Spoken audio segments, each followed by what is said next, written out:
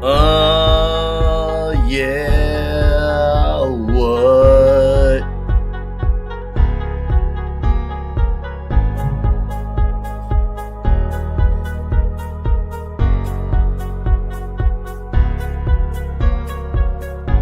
That's my opinion! As I suspected, 32 flavors. Hello, everyone. We're back. We were gone for a few weeks. For some, it may have been very obvious reasons, like the sky is blue, snow is white, Nick likes pizza, Vegas was a thing. Then the week after, Dallas was a thing. Alcohol was a very, very, very real thing on top of it all. But we are back. We've got our usual suspects. We've got a nice, fine extra guest here with us tonight as well, joining us. He's got some initials. I hear they call him the MVP. We'll have to talk to him and find out about that. Well, we got some awesome subjects tonight. DC Comics put out a book this week titled Superman 78, the first issue of a 6-issue limited series written by Robert Venditti and pencils by Wilfredo Torres. We'll be talking about that. Also about our dream comic book crossover pairings. If we have a pitch for what that would be and what would play on that, we'll have a pitch for all those who have the pitches. I'm sure everyone's at least got a few ideas what they dream as a crossover. So it's going to be great. It's going to be excellent.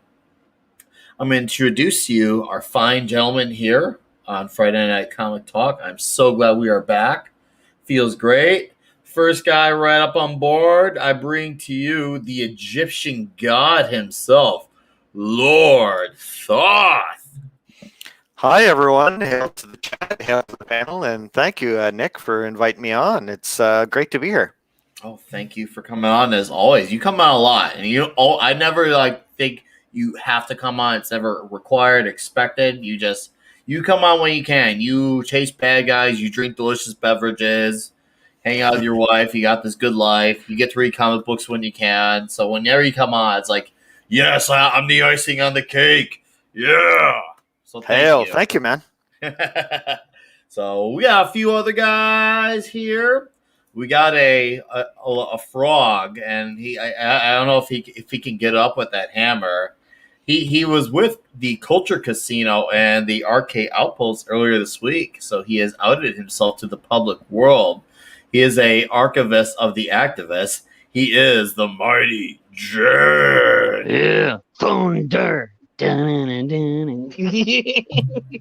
What's Hello, up, brother? Jed. It's Yeah, been a while. Did. And Nick was also, he popped in the stream too when we were doing that. So yeah, I look like a goofy goober, so you know. So how are you? It's been a while. Oh, dude, I've had fun. You know, last night we did Thursday Night Throwdown, and I did Father Christopher's and everything else. And yeah, like Nick said, we had a little mini Vegas here in Phoenix earlier this week. So, and I was with Ryan and Culture and Biggles and another guy named Jed, just like me. So there was 2 Jeds in the same place. So it was freaking awesome. So Killer. Awesome, dude. Hey, I'm glad you went out there. I'm glad you saw it out and had a good time. I'm glad you could rejoin us. It's been a bit since we've linked up, so welcome back. Yeah, because my allergies and stuff, and then I got better. I know. Yeah, and then I would have been there Tuesday, but you know I went to go meet Ryan and Culture and Biggles and them. Oh, you're good, man. You're good.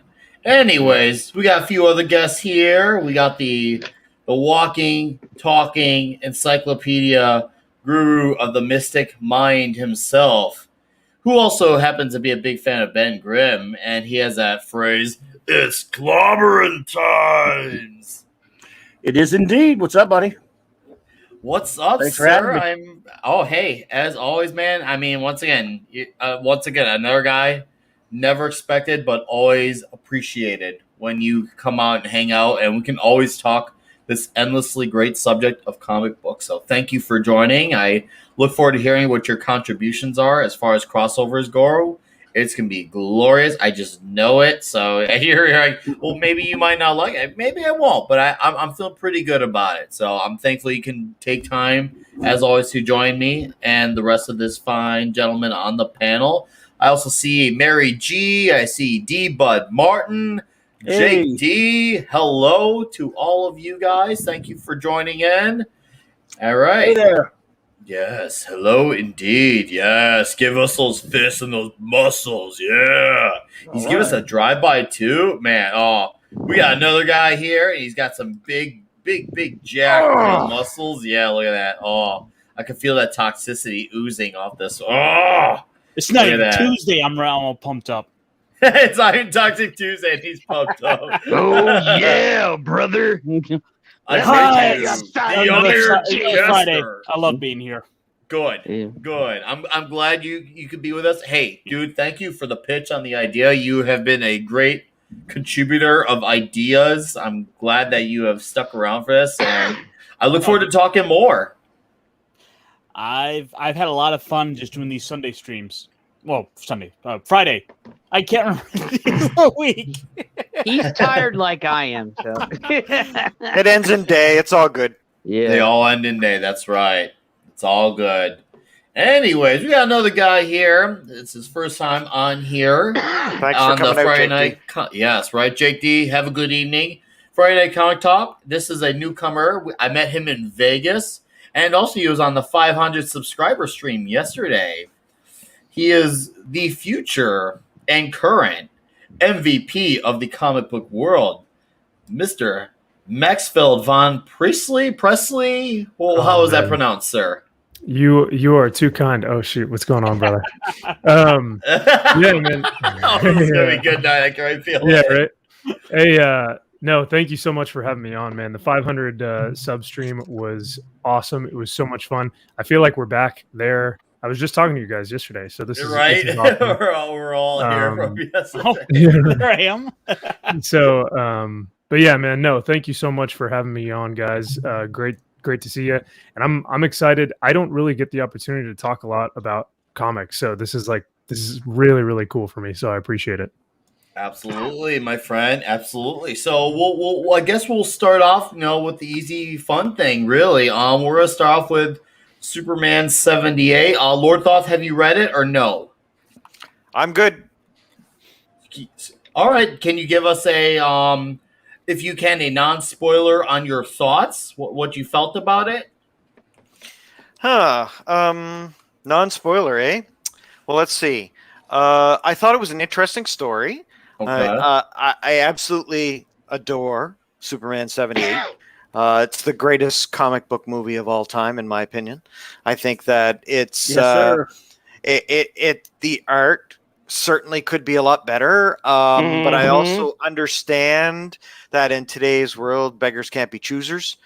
That's the problem nowadays. I think a lot of the good artists and writers from comic books are fleeing as far from this mess as they can get. That way, you're left over with the young people, the kids. Robert Venditti didn't do a bad job here. I think it was Torres, Will Torres, I think was the art, if I remember correctly. Yes, and correct. It's. I think what he tried to do was go old school with it, but it really And his kind of computer, by the way. yeah. Sorry, go ahead.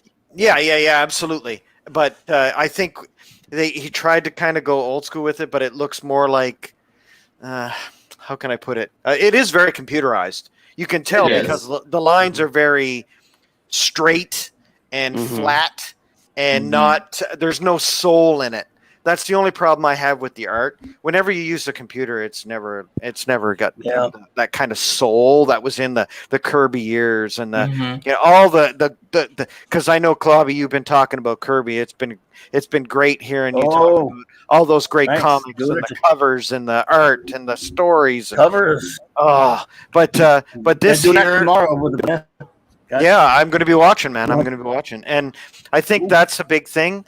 I like that he kind of got back into no spoilers. So got back into Clark Kent's world and got back into Lois Lane's world and bringing a great underappreciated villain back into the story was a lot of fun.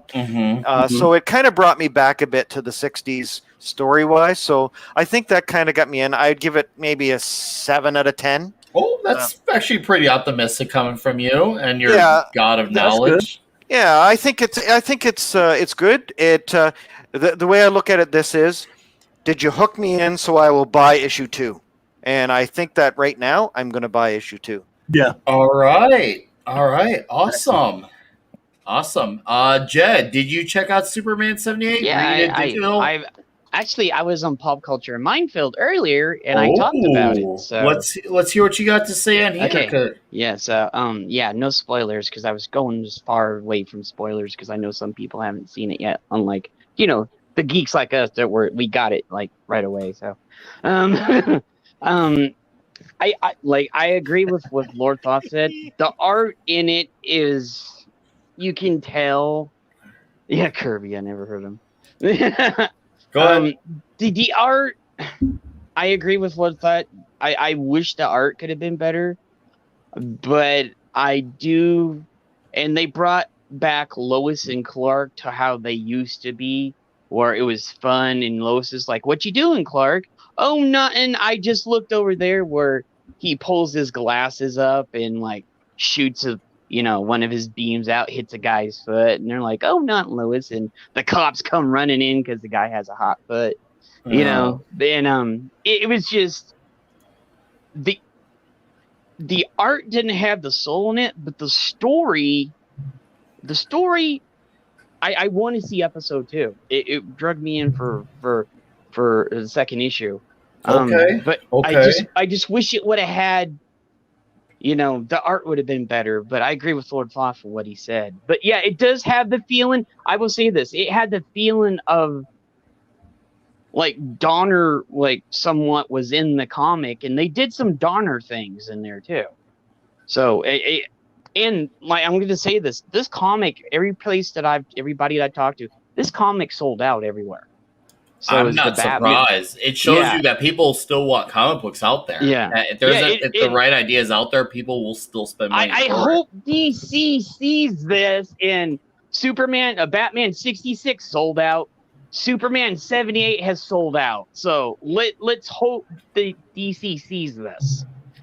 So we shall see. All right, where do you have a score for it? Where would you rank it at? I would go Lord Thoth. I'd be a 7. Okay. So 7 it is. All right. We got one other guy coming on here, and I will do my review next. And Mr. Pablo, who has been with me on every episode of this Friday Night Comic Talk of Midnight's Edge Espanol. He's doing kick-ass with that, and he is of the Geek Tropology fame. Pablo, what's up, dude? Long time no see. Howdy how. hey Pablo. everybody, want to get high? And to think I didn't have to fish you out of a toilet bowl, Mr. Hanky. Hanky, the Christmas poo. Everything, I love you. Good to see you, Pablo. Oh Hey, man. Pablo. Whew. A hard drive just died on my PC. Oh. The one for the working projects. Oh, no. Wait, you did back everything up on the cloud or whatever, did you? I had a backup up to last week, but this week I didn't back up a lot of shit. So So it's lost here in space. yeah, basically. Yeah. Damn, dude. Yep. Well, I'm sorry to hear. brother. You will recover, and that's a promise. How, I don't know, but you will get there. You'll get from point A to point B somehow, and it'll be glorious. It'll be great. We'll have the great comeback of the Geek Tropology himself sooner or later. That said, did you read Superman 78 at all, or no? I read it up to almost the end. I didn't finish it because of work, but man, actually, I love that. Okay. Hey, I'll let you go. Go ahead and start off on what you read so far. I'll let you go for it. Okay.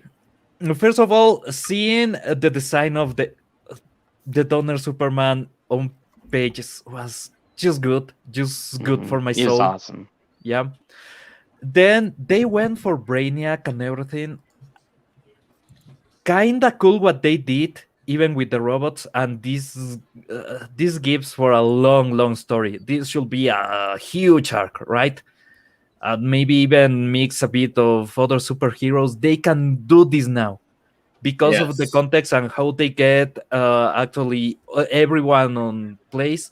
They can go for a Green Lantern or they can go for something Batman related next. So mixing on this comic, right? So they can go there. It ends a bit Okay. in a cliffhanger that I see, but I don't know if they are gonna do that. I think they are, but we're not. A lot of people haven't seen it yet, so don't spoil Yeah, it. I need to read. Yeah. Just I said this over in pop culture over in my film. I think I know where they're going with this. So okay, but you know the panel where he is actually hitting the Brainiac robot. Mhm. That's the moment when I stopped because I had to answer something. But I skimmed the other pages, and looks like they just stopped with Brainiac being evil. And this has how many issues will have other than It's a this? 6-issue. Six, I've heard. Six issue. 6-issue miniseries, yeah. Okay, it's gonna be 6 issues.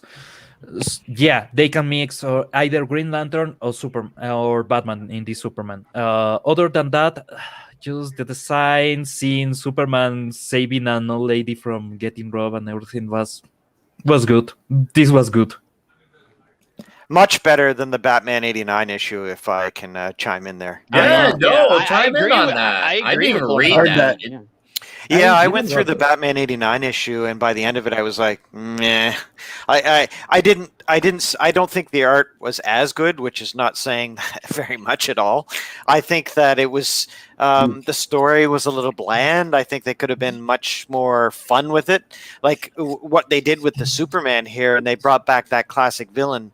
I think they could have introduced some interesting take onto that Batman mythos from Batman 89 without worrying about the crap that came after it. Like as much as I love Michelle Pfeiffer as Catwoman, I don't think that Batman, the second Batman, was a very good movie either. I think that the Batman 89 was a good movie, but it wasn't a great movie. I remember the summer of 89 watching that for the first time and saying, okay. But for Superman 78, that was just it for me because I love Superman. So I think that in this case, it's night and day. You've got the Superman 78 comic is actually pretty good. The Batman 89 one, not so much. I skipped that one, but since you are saying that, well, I'll skip it forever since. Oh, that's great! Wow. Okay, so of what you got so far, would you get like a 7, 7.5, 8 out of 10, Pablo? Where would you be at with the book? I will go for a 7, but I have kind of hopes for this. You know, it's not perfect. We can see that they did the minimal effort. They have. I don't know if you have ever buy or purchased a Wacom tablet I have not. for See, drawing. he noticed too. Too. Like, There's an application there where you can actually set the models on 3D and move them, and you can change the angle of camera and everything, and then you have a 2D outline of that is auto-generated. Nice. And you can draw over it. This reeks of that. This was made with that program. No, I it's all can computer guarantee stuff, yeah. you. yeah, And that goes to show you how much that the art reflects on how much you love the story. Like you can have a good story and have bad art and go and have a bad taste in your mouth and vice versa. But if you have a great story and great art, you're going to love that comic. And I think that's a problem with today's comic books is you get one or the other. And when I say one or the other, the art has not been good in years and the stories have been awful. So you get two negatives, which doesn't make a positive in this case. Well, at least we got one positive and a negative, tiny bit, on this. And one. I So think, that's Jed, an improvement. I think you hit something on the head there. Absolutely. And I think the reason why we're saying 7s is because, we like the story. The art could be better. So how do you make a comic that has both in today's world where the artists are all fleeing the big companies? Yes, it's Interesting. hard. That's an interesting comment. Thought. Imagine how good that. Imagine how good that will. Because I haven't read the story yet. I haven't read it yet. If you had Gary Frank doing the art. Oh, Remember how he drew Superman? Oh my God! Remember yes. Superman's secret? Remember Superman Secret Origins when he purposely drew Superman to look like Christopher Reeve? Yes. Imagine Yeah. doing a Superman comic based on Superman 78 by Gary Frank, who doesn't need computers. Yeah, I exactly. like what he's doing on Geiger. I like what he's doing on He's a Geiger good artist. right Yeah, now with Jeff Geiger's an Johns. awesome comic. If you guys haven't seen it, go get it. Oh, I've been getting it Yeah. and the alternate covers.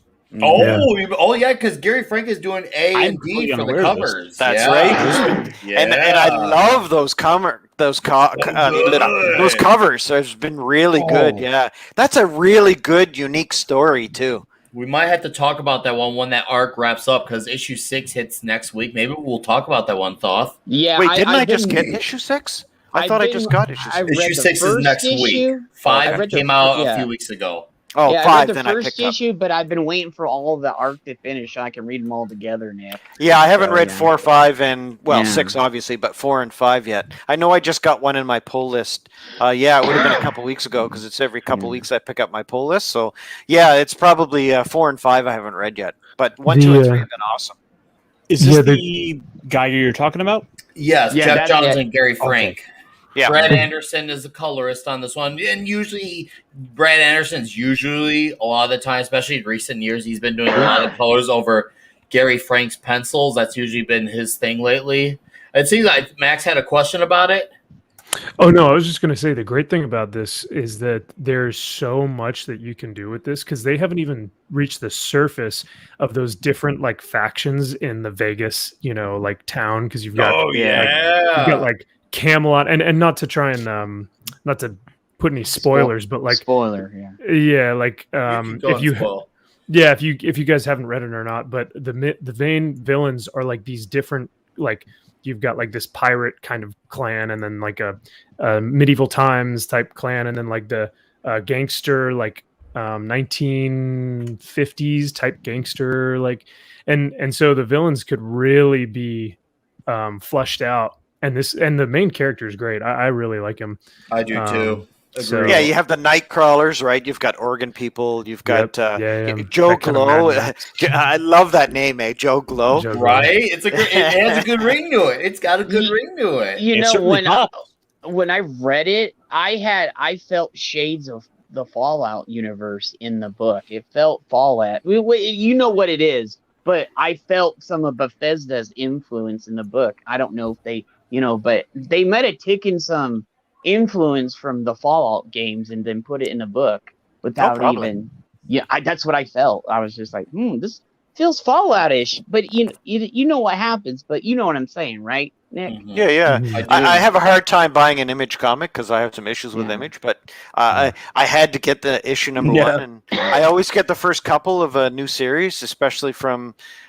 Unfortunately, it's from Jeff Johns, but I think he's got a great imagination, and if he doesn't ruin any of the big names in comics like Superman, Batman, Green Lantern kind of stuff, but if he just stays in his lane and comes up with his own creativity, his own unique view on comic books, he does a pretty good job. But you give him established properties, and he tends to kind of ruin them in the long term. Short term, it's some great ideas, but anyway, I know I'm going off track. He used to not. I feel like he used to not do that. Now he does. Yeah. Yeah. Now I think his ego is kind of taken over. This is a series I'm totally unaware of. Could someone give me for real quick? Could someone give me the elevator pitch for Geiger? Post-apocalyptic nuclear wasteland. Guy is irradiated. He has these kind of powers. There's gangs that kind of control things, and he's kind of thrust into this situation. Is he a good guy? Is he a bad guy? Like it's an interesting take. So yeah, it's just good. Yeah, so it is good. He's got the Omnius. Look at that. Now that Jeff Johns Green Lantern run is phenomenal. It is phenomenal. This is the Jeff Johns that I know, but I don't know. I also want to take a moment to appreciate your streaming setup, just the beauty of everything you have around you. From a Superman statue, which is one of the first things that catches my eye, to the Wolverine art there on the Norrin comic. Rad. Yeah, that too. Norrin Rad. The man, the myth. But also, I think we can all appreciate the Friday Night Tights. Venom. Right. Yeah. Congratulations. Shout out to FNT.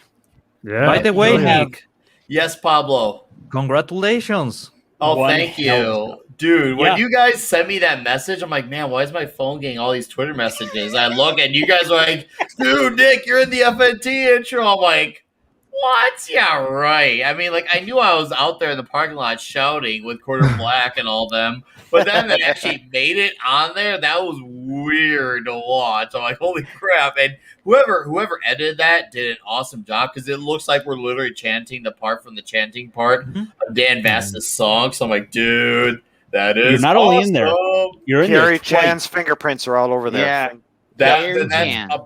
Perry Chan deserves once again all the credit again for killing it. That was him doing it because, of course, that makes sense if it was him. Yeah, I that's awesome. That was in there not once but twice. But I loved it and definitely added to the greatness of my hot streak lately. So here's some more of that. But anyways, we got to get back. Oh, hold up before we move on with 78 for MVP. What sword is that? Hang on, I want to make a prediction here. Conan the Barbarian. Ooh, no. No, it's got to be not. Highlander. No, not that one either. Actually, Hang on. Before you use the answer, does anyone else on the panel have a guess? Yeah, Okay, let me see it again. Just let me see it again. I was not. Do you want me to go wide? Do you want me to go widescreen? Yes. I'll zoom in on you. Oh, Game of Thrones. No, Lord of the Rings. Ooh. Jed, I recognize that blade. It's got 32 flavors sign over it there. Oh so yeah, shoot. Okay, here, it has been reforged. That blade had been reforged. That's all I will Jed say. and Klobby to chime in on this. What? Yeah. Well, Nick's thing's covering up, so I can't see it all. I couldn't Is find it it for a Narcium? minute there. Narcium? It is. Yeah. We're making a game out of this. Yeah, right. What is that sword?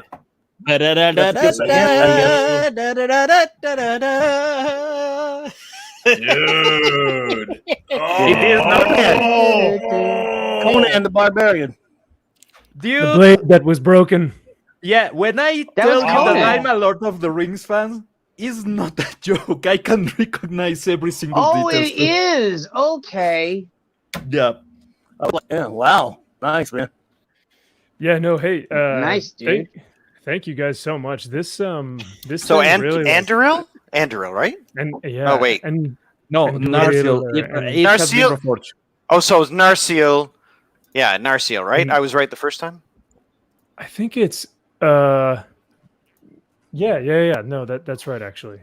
Cuz I'm trying to think Narsil might have been as it was broken, and then Anduril was the new That's like right. reforged. It's the same Oh yeah, sword. it's the just- flame, it's- the yeah. flame So, of yeah. the west. Yeah, so then it will be Narsil before the reforge, and then it will be Anduril. Anduril that is the flame of the west. Yes. Mhm.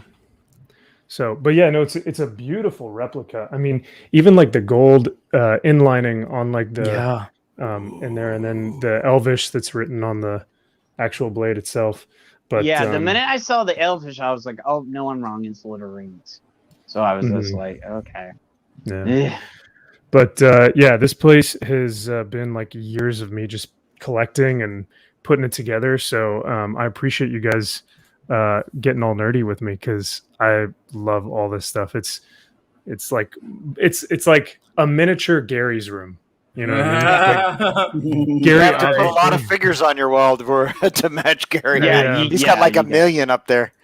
and I'm a statue guy. Like I would lose every single one of those figures. You're like the opposite of Gary. Exactly. Yeah. Well, You're you know what big arrived Gary. at my? Do you know what arrived at my door at it's like 15 minutes before FNT started tonight? It was the my favorite Santa Claus delivery service. There, they dropped off a little package. I got my get this Avengers Endgame Captain America hot Ooh. toys. Oh, you got a hot dog. with the hammer. Thor's With hammer. Yeah. Thor's Shield? hammer, the broken Nice. And here's a little side yeah. story for all you geeks out there who have wives and girlfriends who give us that look every time we buy a new toy. I showed this to my wife and she went, "How much did you spend on that?" But it was worth it because I was looking at him. I'm like, wow, this is just unbelievable. It's like the joy of being a 70s and 80s nerd growing up with Star Wars and all these action figures and stuff. And now the figures are just unbelievable how awesome they are. You can pose them, you can set them up in combat scenes. You can that one is just unbelievable. I tell you, it's funny because I've waited so long for it, and as soon as I got it, it was like giddy as a little school kid again. I was going, "Oh my god, this is so awesome!" I get. Oh man, One of my favorite ones within reach. Yeah, Godzillionaire has the quote of the night there. He looks like he came off right out of the movie. How could I not love that? Hot Rod, that's cool. Check this out. I can bust up the top, the helmet. Bust out his little visors. Oh, that's cool. Yeah. Yes, it's beautiful. I think that's what's so great about this fellowship, because we share the joy in those kind of toys. Like his leg, it's like a three-piece little collapsible for the leg. Yes, they're not dolls. They're I'll action figures. While we're not dolls. Minimized. I'll grab my Grimlock while I'm at it because Grimlock within reach. They are not dolls unless you can inflate them. Do you guys want me to grab my Gina Carano, my black of course, series you Gina can Carano? Ironcaster sounds off on Superman 78. We'll have action figure breaks while we talk. Okay, yeah. So yes, go and get it. Ironcaster sound off. I will be right back. Every time we have an FNT break, I'll be bringing that. I want to get her to sign it. So just before the show started, I was fortunate enough to be able to go ahead and start reading it. And it does definitely feel like it was intended to be followed after the Richard Donner movies. Yes. So it's been a while. And I definitely get that feel of the classic movie vibe that those comics were trying to go, that the comic was trying to go for. But it does feel a bit flat, where it seemed like they were trying to copy the look of the movies, where they were just tracing over cells from the film. But overall, I did like it, and I'm curious about about how it's going to go forward with that. Mm-hmm. So while I did not buy the first issue physically, I'm going to pick it up that second issue just to see what they want to go with it forward. I think the art was probably the most lacking part, but I did like the feel that it gave me as a comic reader. And I think, much like everyone else here, I have to give it about a 7 overall. Okay.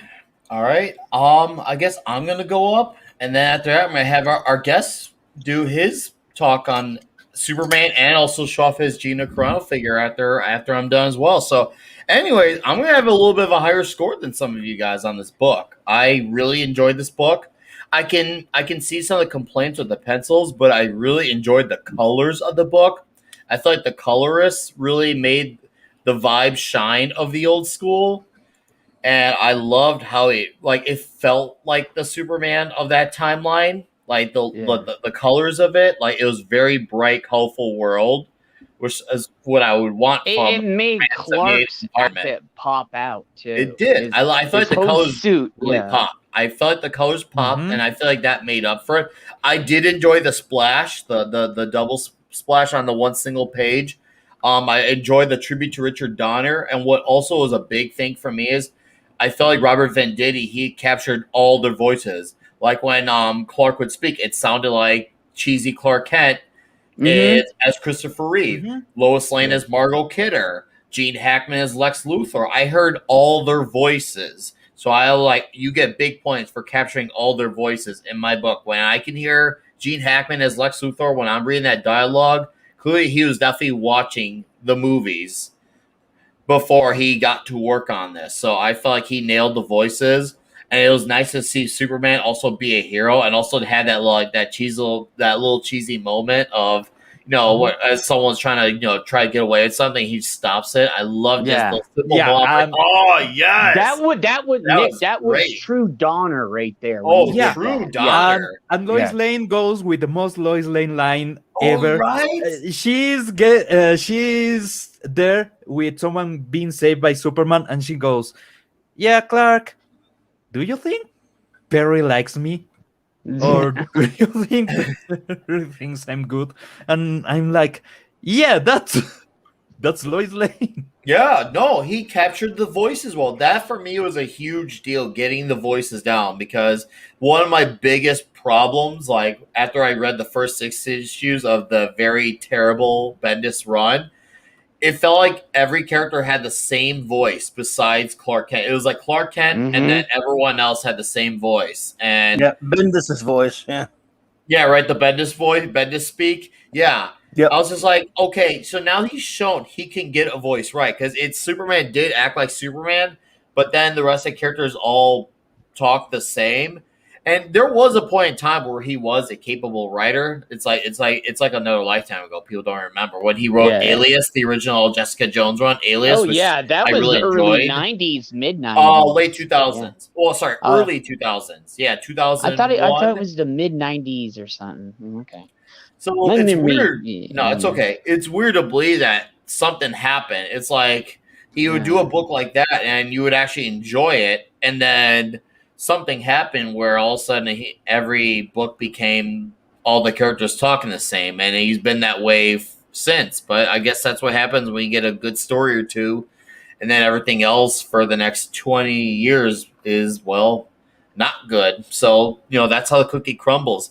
I enjoyed the splashes. I enjoyed the Donner tribute, and even though I saw the ending coming, it was the kind of ending that I was expecting and wanting. And to see that villain play out in this universe, I'm like, yes, I like where this is gonna go. So I'm gonna go with a 7.7 on my end.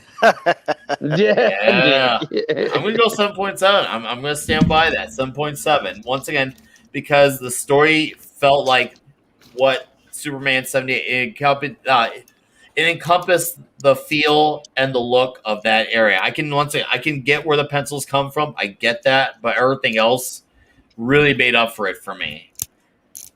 So that's the cookie crumbling on my end. And now, what, Jed? I think we all really gave it really good scores. We were all pretty even. We were all pretty even. Like I'm just a little higher. It was it was just we all liked it. It was just the art, you could tell. It's just, but like you said, with the pencilings, it made everything pop out. So that the colors. that was good. Yeah, I like that. But that, like Pablo said, you can tell things weren't really done that much by hand. Yeah, and I'm getting tired of that. I'm getting tired of noticing that all the time. Yeah. And it's because these people are just lazy. You should be able to draw a human form with certain capability, right? Well, they don't study cartooning. They don't go to the Joe Kubert School of Cartoonist anymore. I don't even know if they still have that.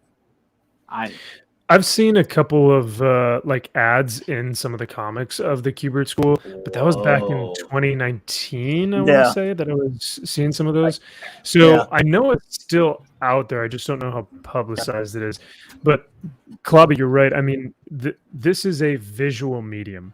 So I hate when people say that, like, oh, like it doesn't matter what they look like when they do a live action. And I'm like, no, it has everything to do with that. Thank you. It's a Yes, visual medium.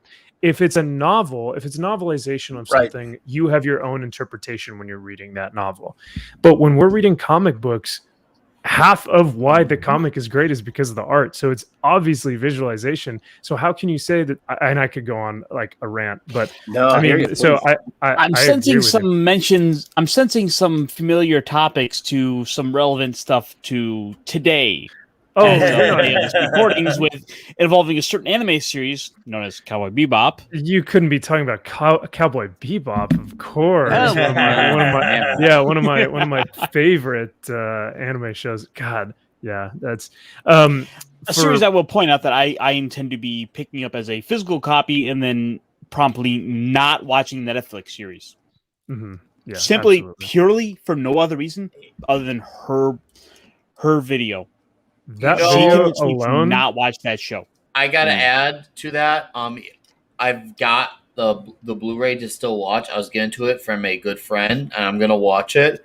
It's just funny how Netflix continues to live up to the meme where adaptation, Netflix adaptation. I'm like, oh my god, do they not realize they really like are being the butt of their own joke with like how a Netflix outfit looks, where it all looks super duper cheap. And I mean, say what you will about Jeff Bezos and Amazon, but at least I know if I watch an Amazon adaptation of something, it's at least gonna look good. So I'll give them credit for that. Like I at least appreciated like the suits in the boys, and it was fitting for the boys. But oh man, so the suits are just horrendous, and the CG is horrendous. It makes like even like bad Wonder Woman 84 look like a masterful CG. And that's saying a lot because the CG in Wonder Woman 84 was really bad. It looked it. The fact that they're saying that they spent $175, I'm like $1 million. I'm like, dude, I don't even think you spent $30 million. I'm like, are you sure? Because I think that's up for debate. But anyways, Liam Savage, I see you. Thank you for subscribing to the channel. Appreciate that. All right, Max, I'll shut up. You can talk about Superman if you got a Gina Carano, Cara Dune, whatever. We can talk about all those things. The floor is yours. Absolutely. She is beautiful.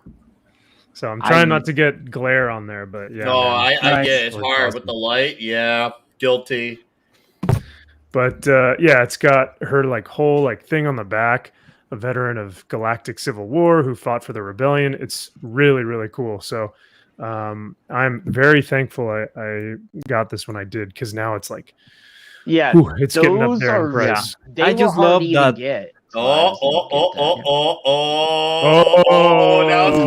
it's competition. I had to grab mine. I have it on a little screw like above my desk. Nice. Wow. Now I have two of these. Oh, one in the package and one out. So I have one I can play with. So I can have one hanging out with my Dinobot.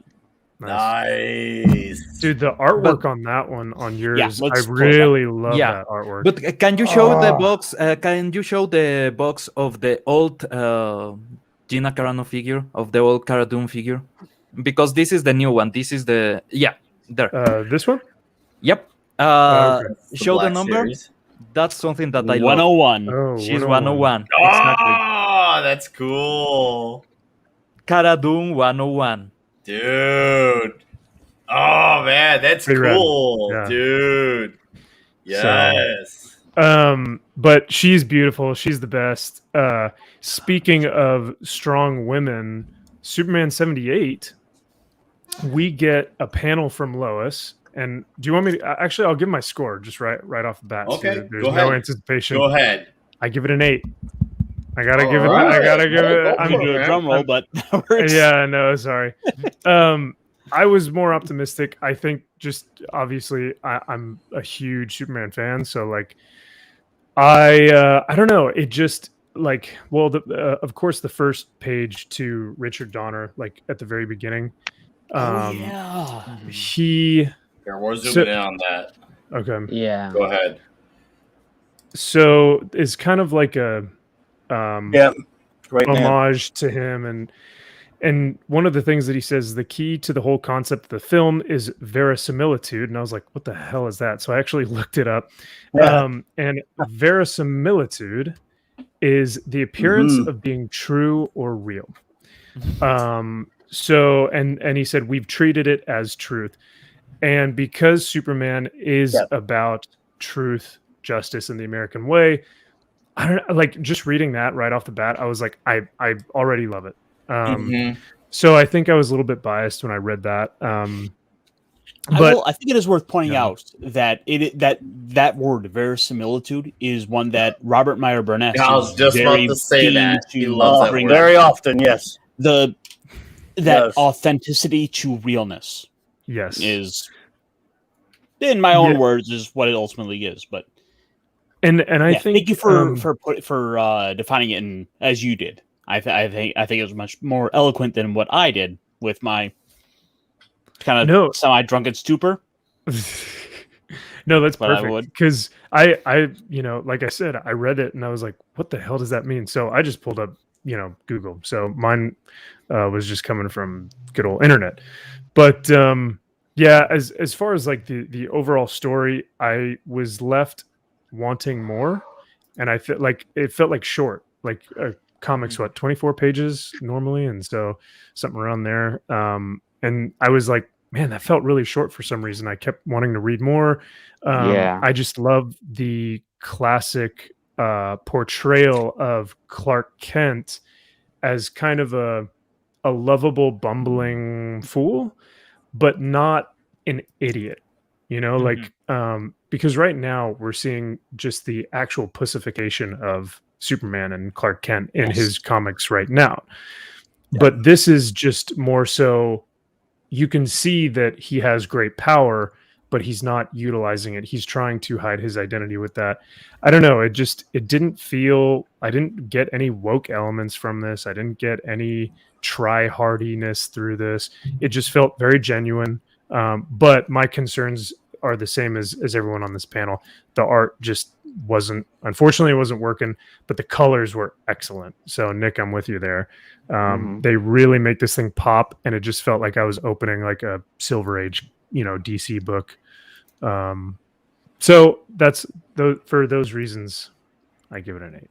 All right. Wait, who was the inker for this again? It's right at the tip of my tongue. I'm gonna say Hewlett Packard. Yeah, so that's why the colors are probably popping, right? But the art is an issue. It's Torres is the art. So Venditti did a good job with the story. So, you get the good with the bad nowadays. And if you're going to use your computer to do the art, you're going to have that kind of block solid line. When you create a portrait with the easel, with your pencils, the lines aren't all like straight lines, right? And it's obviously mathematical precision that this art is. I like the old school art where it's all freehand. They knew how to draw. They knew how to bring soul, and it's almost musical in how they could draw, right? It just leapt off the pages. You look at the old issues of the Hulk. You look at the old issues of Superman. You look at the old issues of the Justice League in the Golden Age. You look at that stuff, and that is just magical. Nowadays, it's so precision oriented, and they think it's good art. And I think Clobby, Jed, I know you guys, Nick, everybody here on the panel, you can appreciate the classic art because it was so much passion that went into it. Nowadays, it's so methodical. Can I go ahead. I was saying, can I go in a bit of a rant on here? Because have at it. Okay, my grandfather is a cartoonist. He actually was published on newspapers since I can remember.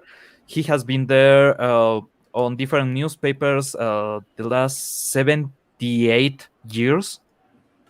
So he is and he is still publishing, by the way. You can search his name, Asdrubal de la Torre. He's still publishing, and he kicks ass. Why? Because I think I need that spelled out. He loves the art. He loves the drawing. He loves taking bits and pieces of.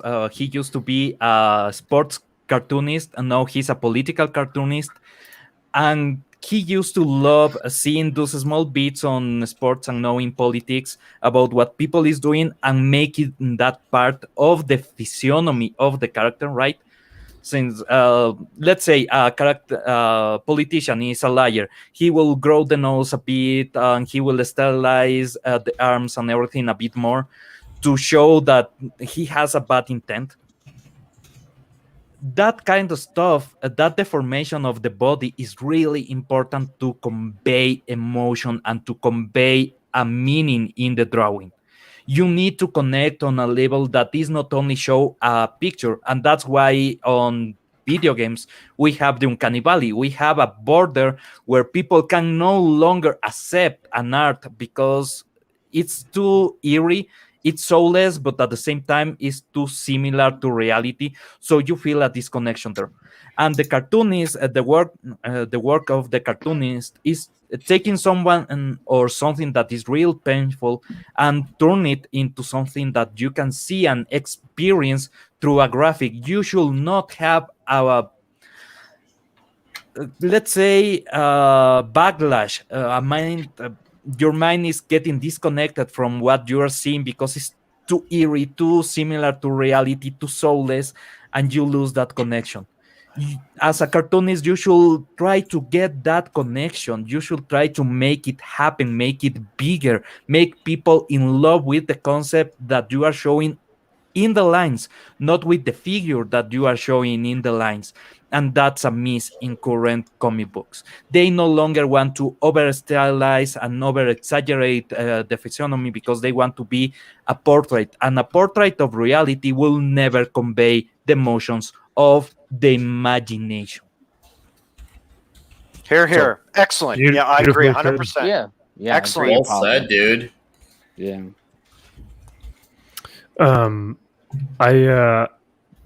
You may have to put that name in the chat so that we can look him up, because there's no way I'd be able to spell that. Yeah. Principal Big Pig Daddy. Hail, sir. It seems like, no one. I'm like, man, where all those extra bodies pop up? No, this is great. So, okay, I guess this is about where we transition over. And before we transition, we're going to do a... What?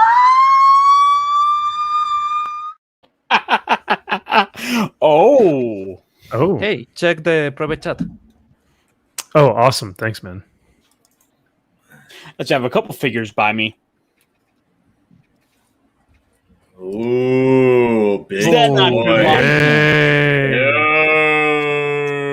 Look at that, man, Larry. Whoa.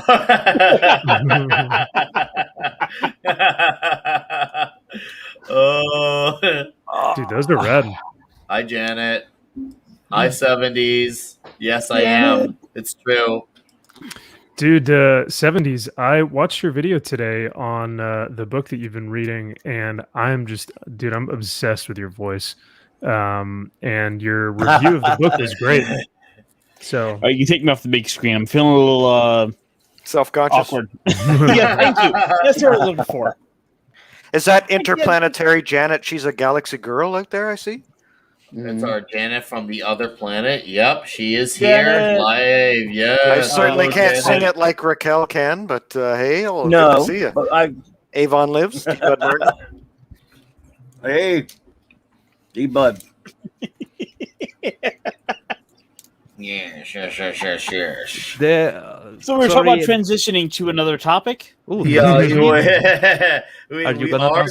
about transitioning to another topic. We're talk about our dream crossovers, and I'm going to have our leadoff man who pitched the idea start first with what his dream pitch would be for a crossover. If he's got a story attached to it, he can share that as well. Ironcaster, this is for you.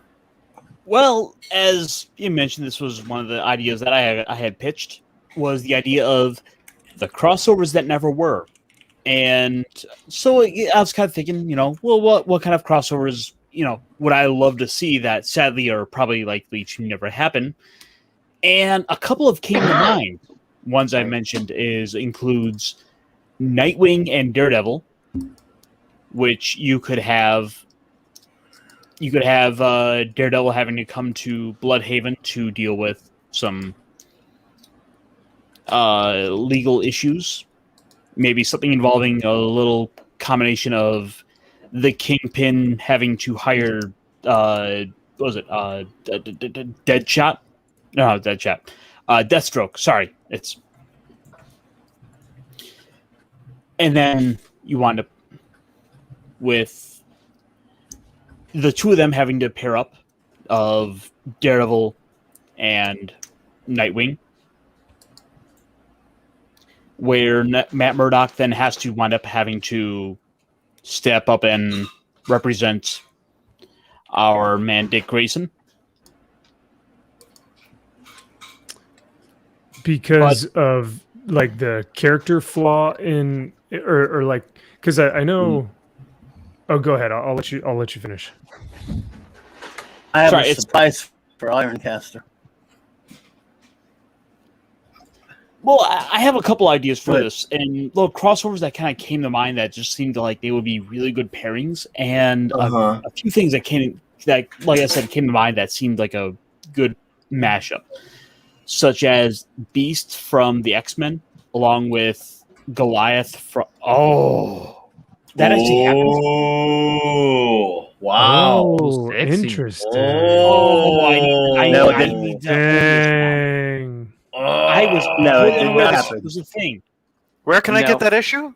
Didn't happen. That's fake covers. This was my surprise to Nick tonight. There's a special blog. I've had the guy on my show before, Ross Pearsall. They started. It's called Brave and the Bold Blogspot, where he originally started just doing Batman Brave and the Brave and the Bold comic, but with Marvel characters, Batman teaming up with Marvel. So they did Marvel 2-in-1 for a while. Now he calls it Super Team Family, and you name the team up. And you guys can look at him do a fake cover he did of it. And I wanted to save that for a surprise since I didn't get to review the comic tonight, Nick. So anytime you guys name one that you want to see, he probably did it. He's done thousands. Has he done Doctor Strange and Zatanna? Yes. Oh, yes. Oh, so I've got the plot worked out from that one. Oh, where beautiful. Faust Probably winds up being the big bad guy. Pretty sure, yeah. Teamed up with Nightmare, where It you couldn't want be to have Mephisto because nobody knows who Mephisto is. Yeah. Sorry, I was talking about the Marvel television writers. Yeah, well, it's not like Marvel even knows who I see what Nightmare you did is. there, Thoth. The only thing they know is Dormammu's and Bargains. Yeah, that was a terrible rendition of Dormammu, by the way. Yeah, the Dormammu visually was terrible. What they did with Doctor Strange bargaining, that was really smart. Then they wasted all the potential on Endgame, making the stones not work like in that. So, there we go. That's sweet. Personally, the Dormammu of the MCU was just the same fart cloud from Fantastic Four. Yeah. But you always have to have the Zatanna with the fishnets. Absolutely. Yes. I love the fishnets. Absolutely. Like Black Canary. That's the only way. Black Come on, you Canary, kidding me? gosh That's the only way. And are they ever going to He do did a two good of them, version see? of Black Canary? Come on. No, they got the sister of the Smoulier playing it, so that's for sure out of the question. Yeah. Hey, Mike, Dude. did this guy ever do Invaders together with the Justice Society? Oh yeah. He Dude, he's did? been done over 1,000. He's had him on the show. Had him on the show a couple years ago. Whoa. He's done 1,000 of these. If you go to his blog, or you could just all you have to do really is Google the team up you want to see, and you'll find he Yeah. probably did it. Ross is a good. He's the Simpsons of covers. He's like Simpsons have always done whatever that topic is in pop culture or whatever. So that's pretty cool. Oh man, these are glorious, And they're Get him beautiful back. too. He's a pretty right? cool dude. He did so many round of ideas and started doing really wacky ones that you would go, wow. I was teasing him about it when we were talking about it. He said, well, he was doing one day for the longest time. Holy crap, he Okay. did. I wonder if he Okay. has mine. I've Look got at that first one. I've got one. I'm wondering about. I'm wondering about Spider-Man and Booster Gold. Ooh, man, that's a Got deep it. cut. That's what I want. Coming I right want up. Spider-Man. Yeah, Booster actually, Gold. as good as that one is, I think that Spider-Man and the Flash would be better. I can see that happening. It's there. He did it. Oh, I'm sure that one's happened. That has definitely happened. There's Spider-Man your and the Spidey Flash. Booster Gold. That Justice Oh, Society what? Invaders. He's got one Booster sucks. Doctor Who right there. Oh, Would that's that'd be the- 2099. Cool. But that would be Wally West Flash, I think, Huh? better than Barry Allen Flash. Yeah, they probably. Yeah, it definitely had to be $20.99. Oh, Dude, I that got is- 2099 problems and a tank is one. That's hilarious. That All is right. great. Here's a man. really funny one. 99 problems from the The future. Doctor Who. Oh God, Godzillionaire, Deadpool and Booster Gold. That actually okay. I That'll wish work. I thought of that. I love it. A lot of Booster I Gold. got, Avengers and I got Booster one. Gold. Oh. Doctor Who and Superman. Done right here. But why would you inflict Oh, Superman come on on. Jodie? No, I don't mean Dr. Karen. I'm talking about the other doctor. You mean the other way around? Why would Jody's a you fake inflict- doctor anyway. Yeah. So. Yes, that. Wait, Jody's a stop. fake Flip human. it, mix it. We're good. Dude! Ladies- Look! Oh, Oh my god, that is awesome! That's cool. Oh my god, that is freaking awesome! Sounds orgasmic. Doctor Who and I Doctor know, right? Almost. Take a hair. Yeah, Doctor Who and It's Doctor time. Fate. We got Reeve and Baker. Look at that. He's coming out of the bloody TARDIS. That's freaking awesome. So it's only two Yeah. people, eh? It's No. you couldn't have Doctor Fate, Doctor Who, and Doctor Strange. That would be a good one. Yeah, he does multiple ones. Who knows? I always like this one here. Rocketeer Superman and Blackhawk, even though he used Oh. Shaken. Oh, yes. Same, yeah. It's Thank God it's it's a not crossover big. I Super didn't know I Team needed. Family. By the way, for those that used to be an old comic called Super Team in the 70s, where they Love would those. just piles of characters and usually reprints and stuff. And so he just decided to call it that. I mean, look how crazy he gets with this thing. Yeah. I mean, I will buy that. I will Why? buy that. Superman Hold up. and Do Galactus. they- Superman's got Doctor Who and Doctor Huh? Strange, Adam Strange and Doctor Strange. D-Bud right here. Wait, Superman with a gun? Why is the that's the what's ultimate the nullifier, purpose? and there's Galactus right there. Yeah. Okay. It's the ultimate nullifier. Oh. God We damn got- it, I'm blind. Before we move forward, we got another fine gentleman here, Mr. Jace Fox. Care to Hello, introduce everyone. you and your channel? And here's one for Pablo. I am Jace Oh, Fox. I'm baby. from 540 Doctor Strange Studio. question. Superman. Sorry, go ahead, God damn it.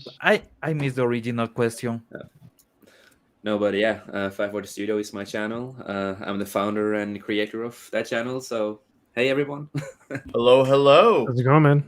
I'm doing good. I'm sorry I derailed there, Nick, by the way. No, Just no, thought- you're wanted to show good. No, that was worth it. We could have kept going just off of that. I think you were Yeah. on to something. You're welcome to open that all up again. I'm not going to Oh, stop. And I Nick, agree with I have a cartoon to show. Actually. Okay, yeah. I saw you had I it in the didn't private want to chat. go with anything that will be too recognizable for the AI. But yeah, Whatever you this got. one, for example, what day was this? Like a week ago?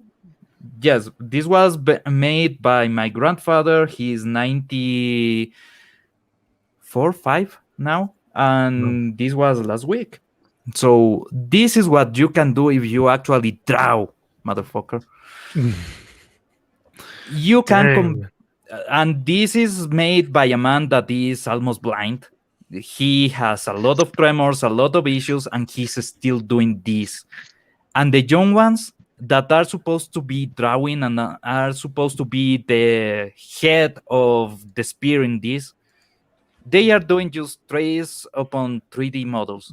That's all.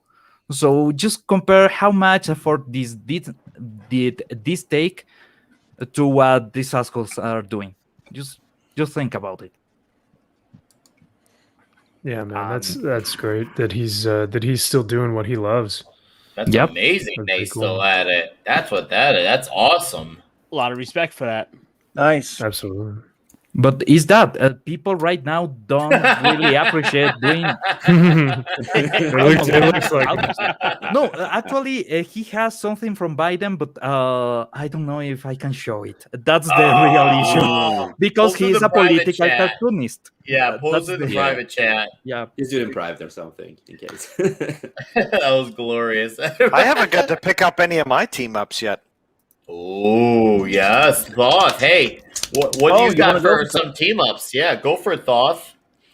Let's go Cosmic to start. Uh-oh. We've got All Hal right. Jordan, Green Lantern, of course, Yes. with Norrin Rad, the Silver Surfer. Coming right up, sir. You've got the I'll have bad to restare it in a guys. second. Uh-oh, he's So got bad guys. The bad guys in that issue are Necron and the Grandmaster. Oh, I thought you were telling me. I thought you wanted to see the cover. I'm sorry. Oh no, I'd love to see that cover.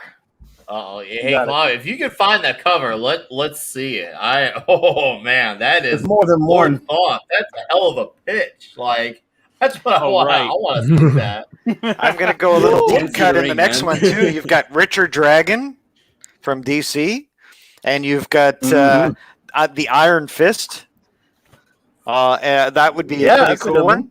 Yeah. There's a whole bunch of great stuff that if you're. I was also going to have a guest appearance in the Hal Jordan Norrin Rad one of Hellboy. Oh, you even thought of There you guest go. appearance too? Man, I feel like you've already written some down. Tell us more. I wish I could. I wish I could draw as good as a lot of these artists of the classic gold and silver and bronze age could do. Because I'd write some Yeah, pretty buddy. awesome comics. Well, there has been actually there was a Silver I love that Surfer cover. and that cover is rad. There was right next to it. Yeah, I see what on you did there. The Green Lantern and Silver Surfer. Yeah, was but like that's Kyle Rayner. Rayner. He's filth. So Right. That was Kyle Rayner. Yeah, Yeah. It's got to be Hal Jordan. it's Yeah. got to be. Hal. Yeah, it's got to be Hal, the greatest Green Lantern of all time. Oh, Yes, sir. He is. 100%. 100%. Yeah, buddy. But they did I work love that Alan one, Scott. so- I love Alan Scott for what he is. Oh yeah, me too. Before they changed him in recent history, like the Yeah. original OG Alan Scott, Yeah. great character. All of those All-Star Squadron, Justice Society stuff. A lot of those great comics from the Golden Age, Dr. Fate, Hawkman, Hourman, go on and on and on. Those Justice Society issues are classic DC. Something that Marvel has nothing to compare to. It's great. Oh, look at that cover. Yeah, look at that. Kat Matui there. You've got Tomar Ray. Is that Chip? Ray. I can't quite. Is that Chip there? Yes. Oh yeah. Yeah. Really crazy. Yeah. Did you guys see the Sideshow? Or no, it's not Sideshow. I can't remember who's doing it. Maybe it's Tweeterhead did a statue with Jon Stewart, and he's got a little chipmunk Green Lantern beside him. It's not Chip. It's the current one. And for the life of me, I can't remember the name of the character. Gladiator. Nice. But that's a great looking statue. I've Union been Jack. Here's Those one. are Here's cool, man. this is one for both of us. Well, both of us there. Toth. Oh, Union Legion. Jack. Yeah, Union Jack and Alan Scott. And of course, Legion and Surfer. Man, how about that? Ooh. Any more cosmic than that? I think Hey. I have the biggest crossover there is. That's a How about classic. Legion? Just a sec there, Ironcaster. Go But back to that one? yeah, the great Legion stuff. But those are the classic You gotta love the Legion 80s stuff. costumes, right? 70s, 80s. That Oh, it's the Casimir best. Maller one there, a Shadow Last one. I love that Shadow Last one. I love that. Okay, I got Yes. one. And guys, from here out, we can just blur it out our pitches. Let's just go free fry because Clobberin is onto some really good. Thor and shit, Johnny Hawkman. Quest. Thor and Hawkman would be my God. great. That would be Ironcaster, great. I'm sorry I interrupted you, man. What were you going to say? The biggest crossover there is. Uh-oh. Galactus and Unicron. Oh, come on. How about Deluxe and Darrell? That's a good one. Ooh, I'd like to That's check cool. that one out. But seriously, is there a Thor and Hawkman? Like, I want to know if that Sure. exists. Oh yeah. Well, I mean, Oh, only that is a only great straight pick. covers, but yeah. Wait. Was there a Howard the Duck and Rocket Raccoon ever crossover? I believe my so. God. Well, I'll check. there. I Of will course check. there is. We'll But look those are that two up. Marvel characters, too, right? What about Yeah. Detective Chimp? Oh yeah, so that's true. Good point. Mhm. Any crossover involving Let's Detective see. Chimp? Thor. Yep. Let's see. Thor Detective and Hawkman at your service. Do you know I like seeing him in the Superman Justice. Thor one is awesome. Look at That that. looks so cool. Oh, I love the colors on that. Whoa. Dude, Right that's on so Superman Nailstar, and too. Thor cover is freaking awesome. Look at that one. But Detective Chimp, I love how what they did with him in the Justice League Dark. I do issues. too. Those are great issues. Thought that was before That was I a was great hopping run. off. Yeah, before I was hopping off a lot of those books, that was one of the last ones I hung on to. Was that book? Me too. I started picking it up at issue 10 in the recent run, and then I had to go back and get the TPs because I was like, wow, this is actually really good. And they had Wonder Woman in that, and it was just awesome. I love that storyline. It got I do really too. a little bit dark in the end, but There's one for you He-Man fans. oh goodness. Dude, Yeah. that Superman Thor one is freaking awesome. Shouldn't that be Look at Thor that and cover. Tila? Yeah. Oh, No, that's old school. That's old school Superman. Thor and She-Man. He-Man. Someone said She Nightwing and think, Iron uh, Fist earlier. How about White Hey! Nightwing and Iron Fist teaming up? How you like There's a that? good one. Ooh, I was going I'd like to see to that. as a story, I think what would be really incredible is having John Stewart Green Lantern with Frank Castle Punisher, because they are both ex or prior Marines. Yeah. Ooh. And so I think I forget, Thoth, maybe it was the stream that I was on with you guys with, I forget who it was, but Was it Matt? oh no, actually I was with Brightest Day, and he had asked me what would be like a comic that I would want to write or something. And I thought those two characters specifically just I think would be really cool to write for, because they're both, Marines. But having those two, where you have Punisher, who is just absolutely destroying people and taking their life, whereas John Stewart Green Lantern, still also a Marine, but has this moral code, to live by. I thought that would be kind of an interesting dynamic to write for. But that would be a crossover I would want to see. But Oh, this yeah. is a crossover I need. But about quick this one? question, MVP. There Yeah. is that John Stewart depowered without his ring, or with his Ooh. ring, or is that the quest for the whole issue? Was John Stewart trying to find maybe his power battery is stolen or something, and you have the Punisher comes here, and what a great idea for a story.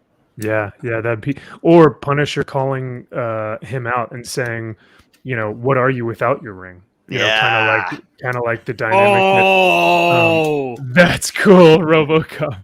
That And is calling him a cool. punk, yeah. Punisher calling John Stewart a punk, and then they just go, fisticuff to fisticuff. Yeah, yeah. so with that in do. mind, Toe to toe. I want I to pull would up buy one, bring up How about one Judge crossover Dredd that and I Punisher? do have with me Dude. right now. Kermit and Throg, or get the fuck out. I want No. that as a book. I'll spend money for Kermit and Throg. Frog. That's the Frog Thor, right? Yes, That's, that Yeah. is. that's my icon. Like, All right, that's hold one on. of We're my going to look icons. at Ironcaster real quick. Oh, the one oh, crossover that never Yeah. needs to be made.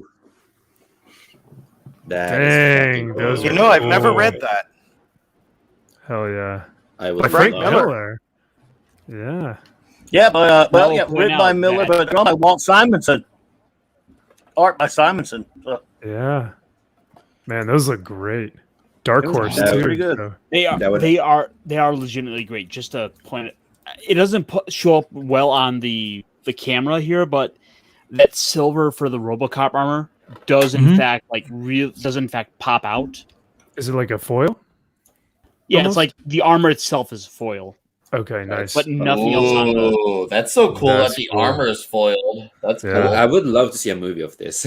Ah, there you go, Jace. Godzillionaire, you could have Reed Richards, Plastic Man, and Elongated Man in that. Oh, right. Oh. But D. Bud Martin has a request there for you, Clobby. It says, show the Kermit and Throg Oh, cover. okay. Do you have it? I don't know. Here's one for Jed. God. Howard Duck and more. Howard the Duck and more. Howard Duck. Howard Duck and back. Howard Duck all over the place. What was the request? Howard it was the Duck the- and Rocket Raccoon. Yeah, it was the Kermit and Oh, Throg. that's probably Marvel, so it might not work. Let's see. Kermit and Power Throg? Pack and Power Rangers. I'm seeing right in the middle of the screen. How about Punisher Which and one? Judge Dredd? That'd be freaking awesome. Oh. Okay, try that one. That's Is that- possible.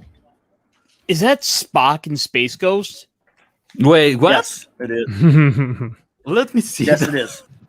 Like right in the dead middle of the Look, screen. he went stark raving insane with these because he ran out of normal superhero stuff to do. He's done over 1,000 of these. Okay, I would love to read that. Look at Dark Marketer and have the duck. Oh, hold on. Oh. Was Space Ghost doing a stretch on that one? Was Space Ghost doing a stretch that he usually does on Coast to Coast? Go back on that. He does that stretch on Coast to Coast, that 90s show. That's the stretch that he does. Oh, Howard the dude. Duck, Ambush Bug, and Zippy the Pinhead. Dude. What the Moon heck? Knight and the Question. Now we're getting deep into this. Moon Knight and the Question? Oh. Like I have a really dark story. I would love to have to cross over. Hey, what do you got? No, since I'm a really big fan of The Crow. Okay, cool. Crow's cool. So I have like this pitch in a way. It's like it's a Halloween story, and I want Batman, The Crow work together and fight against Nemesis from the Nemesis comic of Mark Miller. And Nemesis is basically Joker and Batman in one. And Nemesis, we have this debate, who is better, Nemesis or Batman? Because they are on the same level of smartness. It's like Nemesis, if you take off his mask, he will explode and kill everyone around him. You don't know his identity. And I want, Halloween story, Nemesis comes to Gotham. And the reason he is killing people, the reason he is doing the things he does is because he's bored. You don't know his identity. The only thing you get to know is that the reason he's a bad guy is because he's bored. So I would love to see him kill a lot of, superheroes and kill a lot of the Robins and Gordon and stuff like that because he's really smart. Cruel bastard. I love you, but you're a cruel bastard. All the Robins except Tim Drake. You can't kill Tim Drake, right? Because he's protected now. Exactly. Oh, he's gonna get killed. He's special. And Dude, look at that Punisher and Judge Dredd. Oh, that's awesome. nice. Because Nemesis, he did one really sick thing in the comic. Is that the hero in the comic, the police officer, he has 2 kids, right? And one of the kids, he's gay, and he has a daughter. So what Nemesis does is that in the comic, he kidnapped them. He takes the sperm of the gay son, put it inside of the into the daughter, so she gets pregnant with the brother's kid. Mm-hmm. And he destroyed downstairs there, so she can never get pregnant again. So he's a really dark, evil bastard. That is pretty dark, right? And I would love to have, Crow shows up, he helps Batman trying to beat Nemesis, but Nemesis is hardcore. He is basically like Batman. He knows every move Batman is gonna do. So he needs help from the Crow to use the Crow to try to spy on him, to try to figure out his plans, a lot of things. So that's like one big crossover I really want to see. This is what I'm hunting for right now. This is issue 4 of 5 of a mini series. Wow, I actually came across okay. I mean, I had to do this whole angly thing, but yeah, I just picked up issues 1 and 2 online. I just gotta find 3 and 5. I'm gonna read Mighty Morphin Power Rangers and Teenage Mutant Ninja Turtles real soon. It's gonna be glorious, boo boo. But yeah, this is something I never even thought of as an idea, which makes a lot of sense. I know there's a Ghostbusters and Ninja Turtles one that exists. I'm like, of course that would be a thing. Like, I mean, how could it not be? Like, it's the Turtles and the Ghostbusters as well. Yes, and I have more ideas for this story. Yeah, go ahead. I want Nemesis to trick the Joker and Harley Quinn, to work for him. So he pretends to be nice to them. But Nemesis doesn't work with anyone. That looks so nice. Judge Dredd and the Spectre. Oh, why would I not think about the Spectre? Because I know Crucible had the one Moon Knight and the Question, which is really good, and that's really killer too. By the way, hey, Yogi, Jeff of the Dix Division, what's up? I also see that JM Cruz there. John Nice. Constantine and Blade. Yes. Ooh, the Thing yes. and Judge Dredd. I would have Yeah. never thought of that. The Thing and Judge Dredd. Yeah. So Yeah. the Joker and Harley, they are gonna get tricked and killed by Nemesis because he doesn't care about anyone but himself. And this idea is something I just made up right now. Dude, look I- at that Punisher and Shadow one up there. That looks freaking cool. Hey, We need that. hey guys. Yeah. You want to know a fun fact about The Shadow? I just watched that movie for the first time in a long sorry to time. hear if that. not Sorry to ever hear that, buddy. yesterday. I watched it yesterday. I'm gonna say I didn't hate it. I don't know the comic well. Pretty good. I want to learn more about the comic. I do want to learn more about the comic. I wanted to walk out of the theater. Yeah, did you? How well do you know the comic, Clobberin? It's not a comic. It's actually pulp novels. So there have been Sorry, comics, yeah. yes, but Pulp this novels came from and radio and novels radio and- show. Radio show. Radio I know it serials, from but the yes. radio show. Hey, Manowar Come is on, going Nick. to Don't bed. you know you're Razor Fist at this point? But there are I've comics, not though. looked at his. I've There not is. looked at his rate. I've not looked at his shadow content yet. Of all things, that's the one I'm like, you know what? I want to. Razor Fest has like 800 videos. Oh, yes, on the he shadow. does. Yeah. Yes. Didn't they have a Shadow serial in the newspaper too? Wasn't there like a newspaper A strip run I as don't well? remember- Yeah. I don't remember Huh. a strip. I know DC did a Yeah. comic in the 70s. This is kind of taken from that, but actually, that's taken from a pulp cover right there.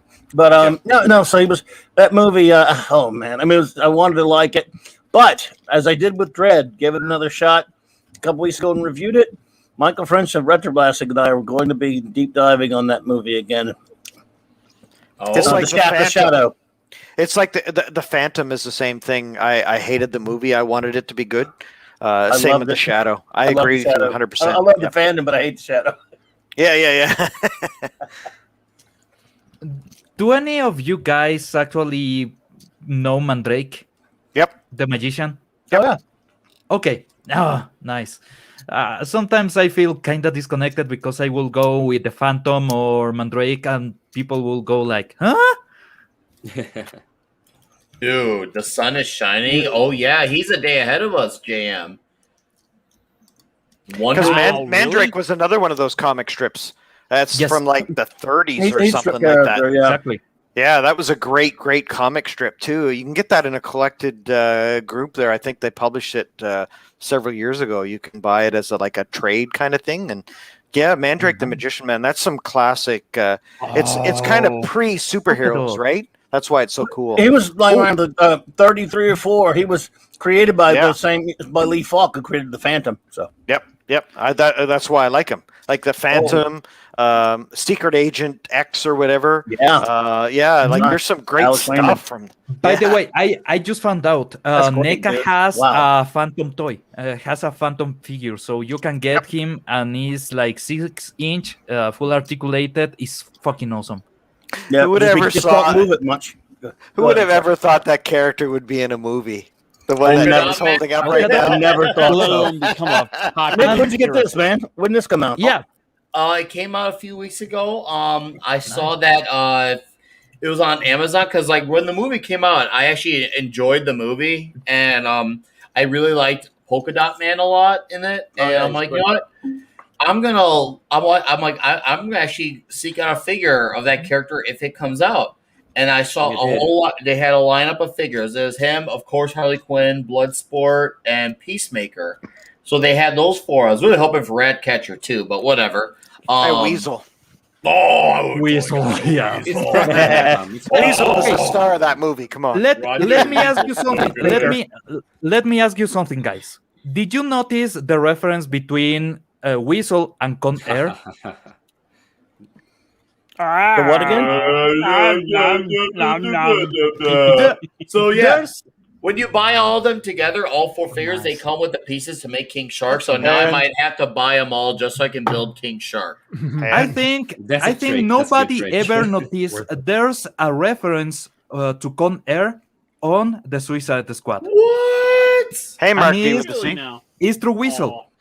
Mark D. What is it, Pablo? You know that in Con Air, there's a guy that actually killed a lot of kids, and he's the only one that goes scot-free on the movie. Yes, the one he walks Yeah. away. Yeah. Yeah, Weasel. Weasel. Yeah. Oh, that's okay. what he was called. Steve Buscemi played him. Yeah. Yeah, no, Weasel. At the end, Weasel, that also has killed 27 kids, goes scot-free. Nobody even noticed. And then he shows up in the Suicide Squad movie. No, on Con Air is exactly the same. The guy leaves Con Air and gets scot-free after killing a bunch of kids because everybody forgot about him. Weasel is that character on the Suicide Squad. He goes the rest of the movie, everybody thinks he's dead, nobody even cares, and he is exactly the same. A serial kid killer that goes scot-free because everybody forgot about him. Yeah, absolutely. Yeah, and you were talking Ratcatcher 2 was one of the stars of that movie. It was a standout. I was actually shocked that she actually turned out to be a great character. Right? I didn't expect it either.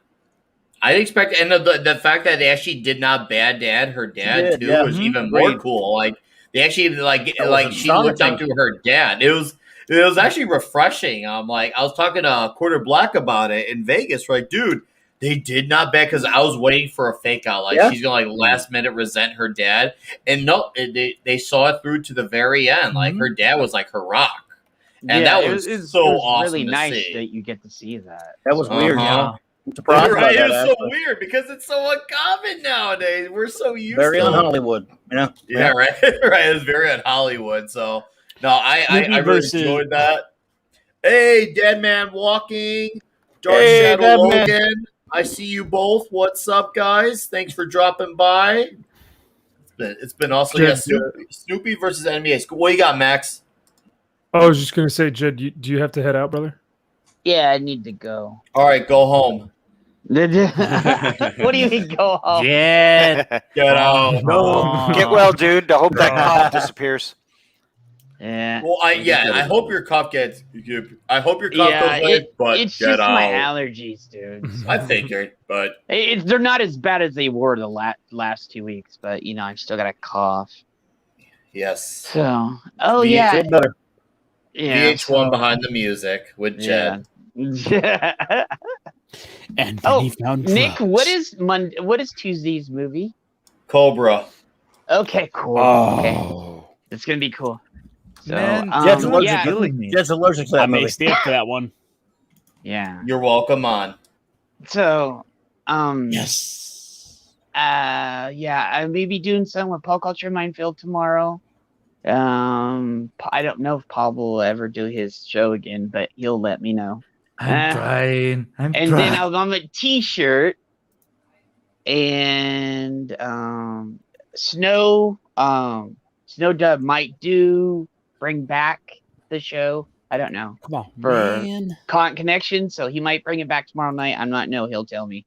And then Sunday we have ours. And then Mark D has his celebration stream later on at night. So guys, don't forget that. Sunday night. Yeah, Sunday night. So we're gonna have our stream in the daytime, and then we'll have his celebration stream at night. So that's what you guys got to look forward to the weekend for. So thank you guys. I appreciate it. Nick, I always appreciate coming on with you, brother. My fellow brother of the Dix division right there. So please, if you haven't, I know. If you haven't followed anybody in here, we all know most of us have, but you haven't, follow everybody in here. Everybody's cool. They're all our friends, and we go on each other's channels and everything. So thank you, Nick. I appreciate it very much, brother, always. You're welcome, sir.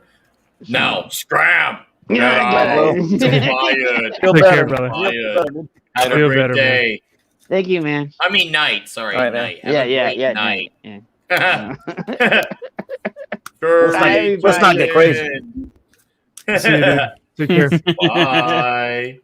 Furry Kitten, hello, man. I like all the drive-bys. We get a good amount of drive-bys here. Yeah, I love it. Yeah. So okay, I saw another one here in the commentary. I gotta go back. I'm sure it's already us.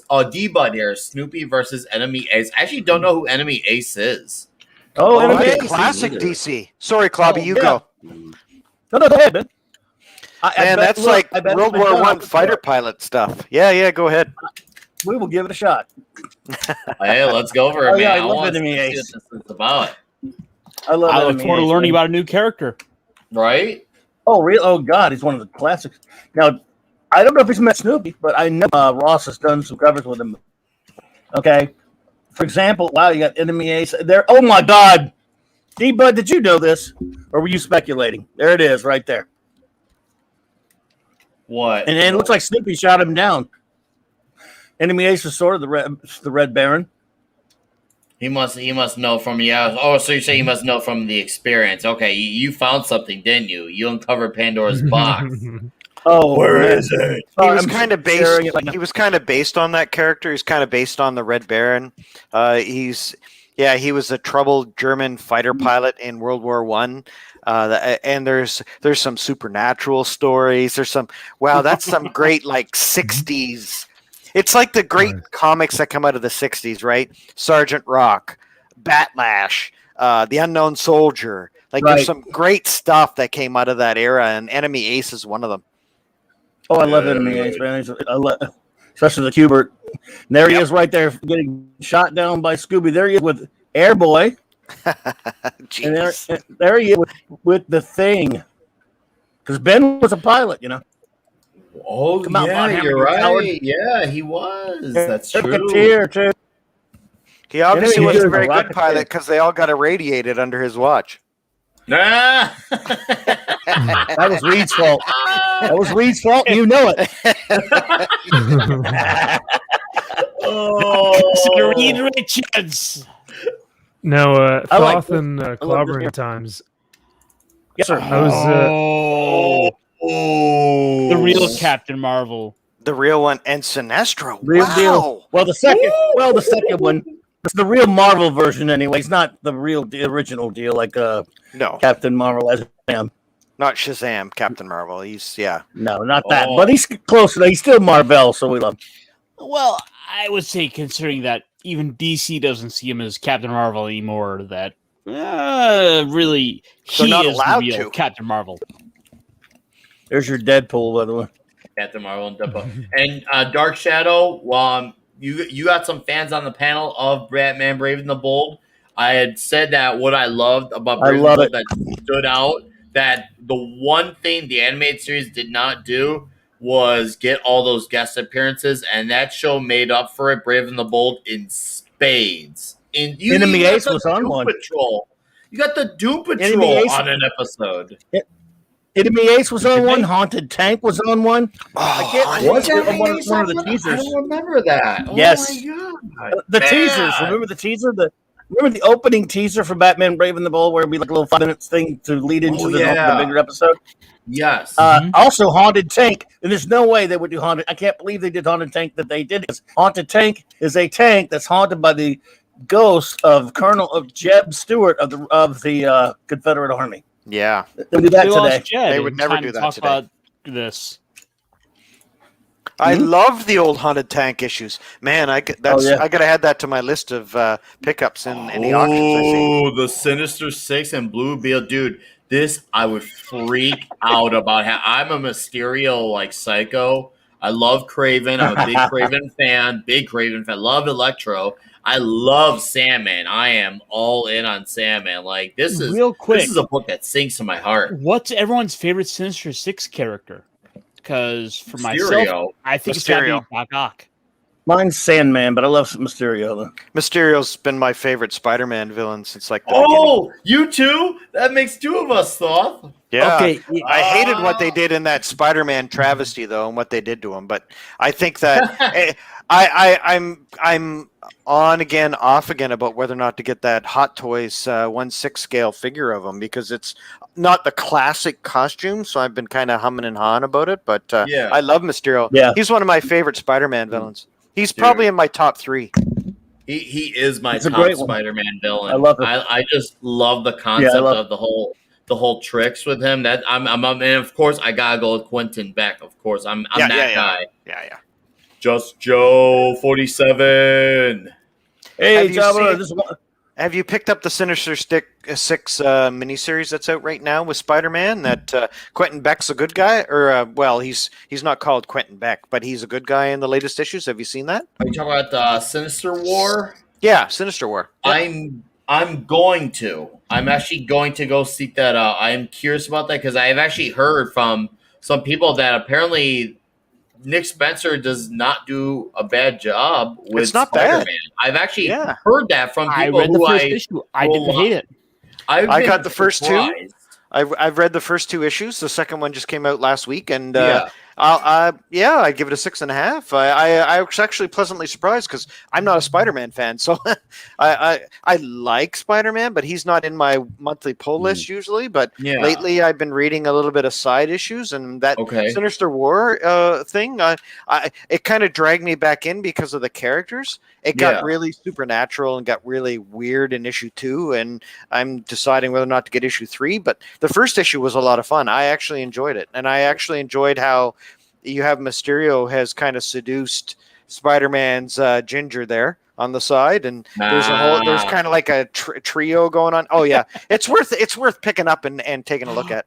Okay. Oh man. The thing and the thing. Thing and the thing. I like that. That is going to be interesting. Long Wildcat. crossover I didn't Yeah. know I How needed. about Wild Ali? Oh my God, Wildcat Muhammad knew you needed that one, Ali. did you? Oh, dude, I didn't know Power I Man wanted and that. the Guardians of the Universe. What the Foxtrot? Isn't that weird? What? How about That's the Spider-Man and Unknown Power Man? and Winter Soldier? I saw the Winter Soldier. Ooh. I think you might that's have. a cool one. There's a billion Spider-Man ones.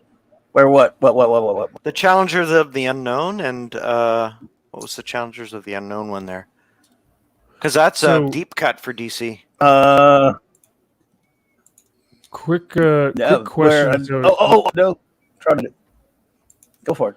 you guys were just talking about Sinister War and how that's one of the more modern books. It's actually hasn't been done too poorly.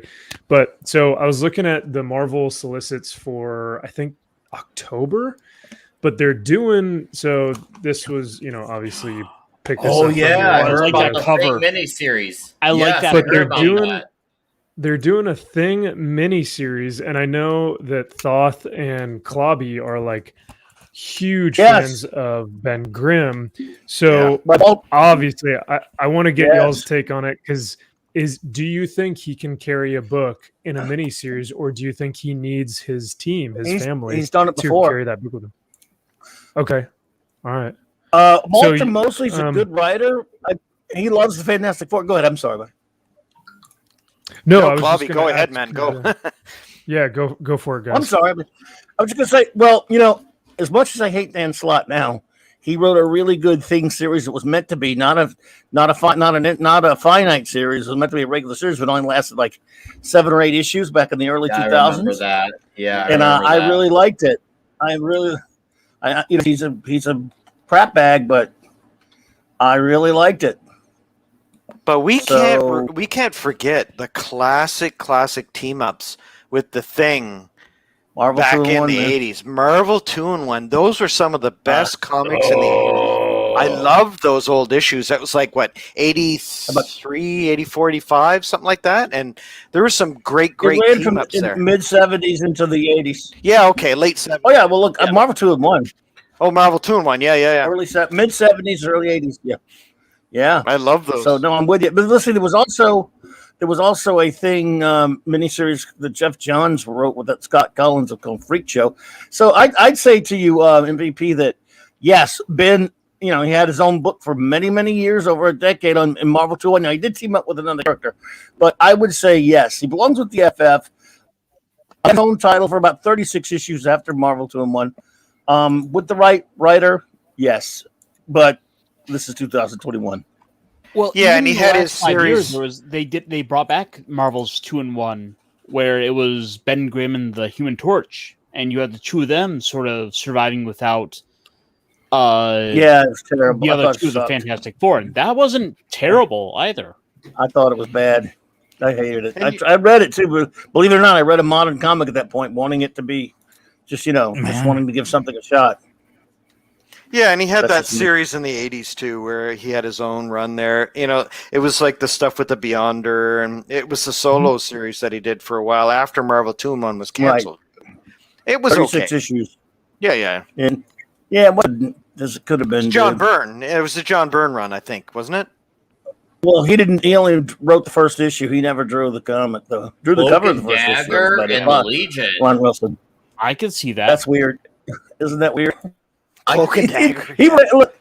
He ran out of team ups. He just started going crazy, and I mean that in a nice way.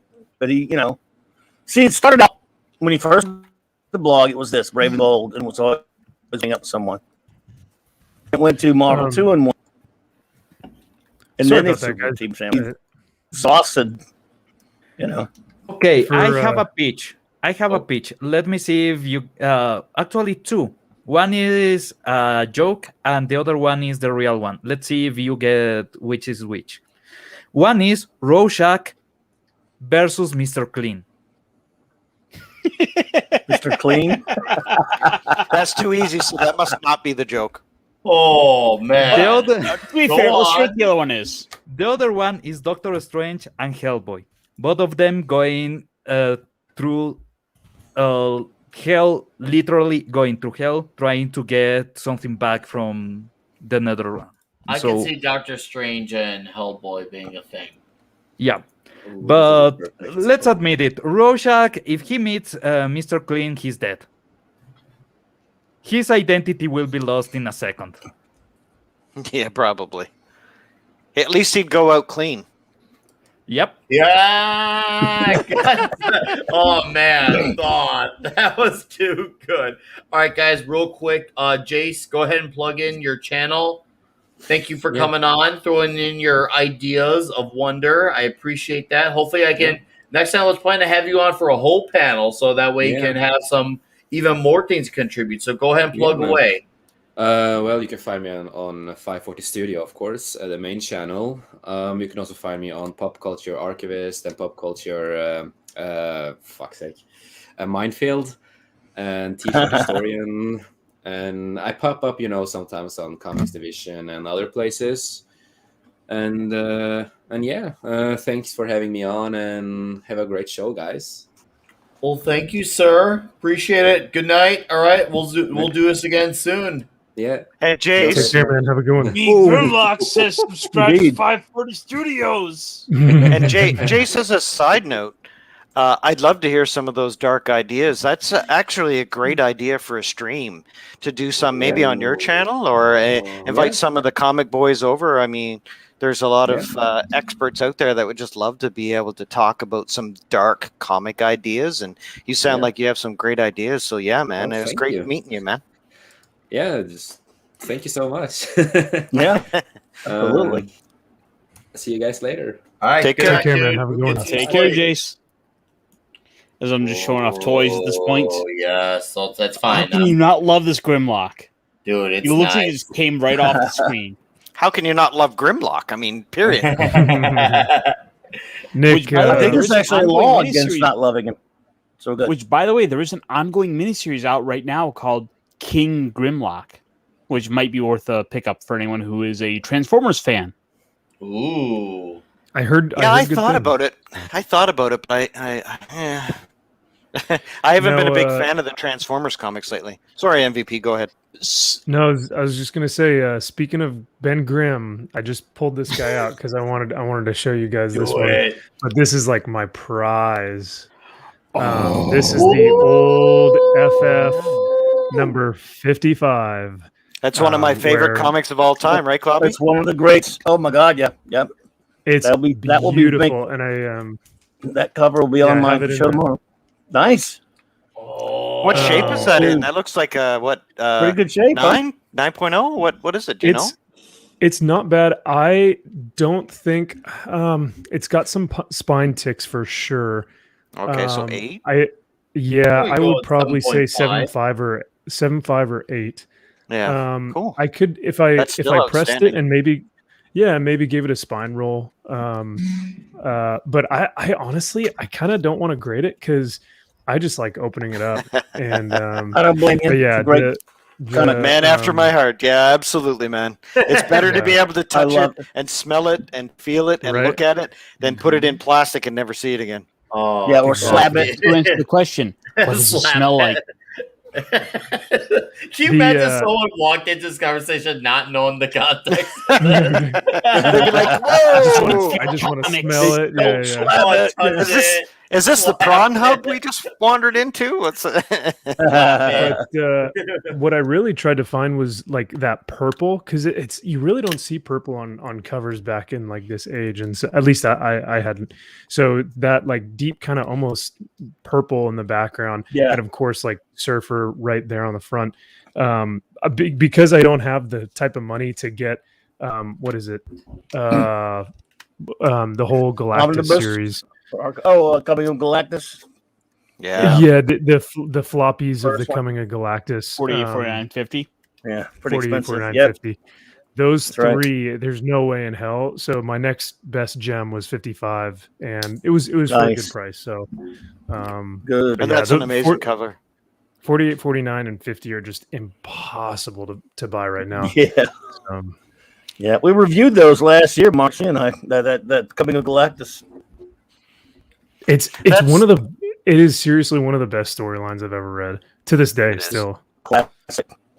I'm Yeah. still Love it. gonna go with issue 51, and I think it's 57 Oh, yeah. through 59 as my favorites of the run overall. Which is, I mean, obviously the last episodes of the season 2 of Fantastic Four were clearly influenced by that Silver Surfer Oh, dude. God, yeah. Great, yeah.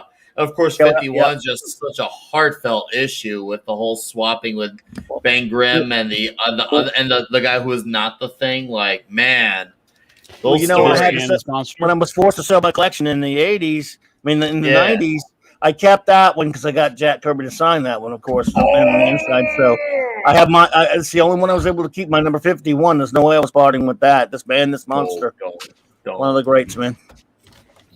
Having now gone through the entirety of the Jack Kirby run, that is definitely nice. one of the highlights. One of the Right. greatest stories of its time, of all time, in my opinion. Whew. 48, 49, 50. Jumped to crate. I'm gonna have to look at these. I've not looked in a long time, so I couldn't even tell you the price. I'm clueless. yeah, Oh, they're. I mean, even like a 3.5. Great. It depends on what but that's the crazy thing now too, is that even just the singles, like the floppies ungraded, they're going for the same price as what a 3.5 graded would go for, because you either get people who know the grade and so they just see the price and they just throw it up on eBay and go, "Yep, $6,000 or whatever," you know. And True. so they're just inflating a lot of even just the single floppy, ungraded issues too. So I'm waiting for this market to kind of even back out, but I don't know. Ever since COVID hit, it's been really tough to find singles because people have just been. I mean, Uncanny X-Men. What was it? I think it was up to 26,000 or something. Ungraded. Yep. Which one? Which issue? The Uncanny or Giant Size X-Men. Oh, Justice X-Men one. Oh, wow. Yeah, because Yeah. I have a 5.5 around. I'd say 5 to 6. That's great. And of my Yeah, own that I nice. got when I was a kid. Like I bought it, and I kept it, but I just read Wow. it to death, right? And I threw it in an old bag, but I never had boards and stuff. But I mean, I was a kid, right? And Yeah. there's a lot of those issues that I have that are pretty ragged, and I look at it. I go on and I check out some auctions. I check out what's going on for some bidding sites and that, and I shake my head and I'm going, "Are you kidding?" For something that's like a 3.5 or a 4, or like it's ragged, it's got the covers ripped, the spine is awful, and you're paying $25,000 for that. And there was an issue. What did I see? A Incredible Hulk 181 just recently, and I was looking at it and I was like, well, maybe it's a 6. and it's going for like $20,000. I couldn't believe it. Like, so it's Wolverine. Yeah, it's his first appearance, big deal, but it's just unbelievable what people are paying. But I think that a lot of that's going to change real soon, because a lot of those people who are buying those comics are those of us who are probably 35 plus, right? And a lot of the dispensable income from the older crowd of the people who grew up with these comics in the 70s or 80s, well, they're starting to get pretty old now. I think that that's going to change, where there's going to be a downward trend in maybe 10 years where you're going to see that comics values start to deteriorate because people just aren't buying anymore. But right now, it's a peak time because, one, the current comic industry is just atrociously awful. And so a lot of people are looking back at the classic stories of even the Bronze Age of comics. You're looking at 70s comics, 80s comics, where you're getting into modern stuff, it gets bad. So you go back to the old stories that you remember growing up. There we go. I love that series, man. That's a great series of Wolverine. Yeah. So anyway, I So think that rad. that's what's going to happen in the near future. So what's your take then on the NFTs and like the digital comics? Because like guys like Scott Snyder just signed like a 6 comic deal or something for all these different comicsology digital only, and so it looks like they're trying to push that. And so It'll I don't fail. know. It'll fail. I mean, they're not going to sell it anything. will. But I think the largest problem with that NFT is that not enough people know what it is. exactly, yeah, because I have no clue, and even if I did know what it was, I don't want an NFT of this. I want the real thing. You know what I mean? Yeah. So it Sure. makes me wonder if things are going to, if like you said, Thoth, if later on in the next few decades, if we're going to see a decline, or if we're going to see even more of an uptick in sales because no one has hardcover or hard copies anymore because of NFTs. So I don't know. I would like to get your guys' thoughts on that as well. Go ahead, Go Thoth. for it, Thoth. I'll let you sign off on this one. Well, you have my opinion. I honestly think that as the older crowd of the people who grew up with these, once the demand trickles away and disappears, there are literally millions of copies of a lot of issues from the 70s, 80s, and 90s when they overprinted everything. So there's a lot of stuff. Yep. It's going to be low quality. You're gonna want to get that gemstone in the rough, right? The diamond in the rough, where you're going to want to get a Fantastic Four issue 55, 56, 57, 51, whatever. That's like an 8.0 up. You're not going to find that very much, but you're going to have lots of 4.5s and 4s and 3.5s, and a lot of collections are going to have those in it. I think that what's going to happen is the demand for the lower quality stuff is going to deteriorate into nothing. The demand for the high quality stuff will always be there. Amazing Fantasy 15, you're always going to have a demand for a 9.0 Amazing Fantasy 15. So you're saying there's a market for my copy of Power Pachyderms? Yes. Yes.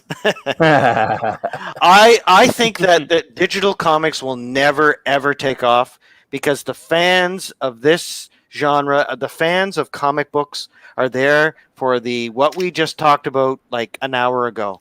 The touch, the feel, the smell of those classic comics will always be with us. It's all about, when we're remembering those classic tales that we used to read as kids, we're always going to remember how it smelt, how it felt, how it looked.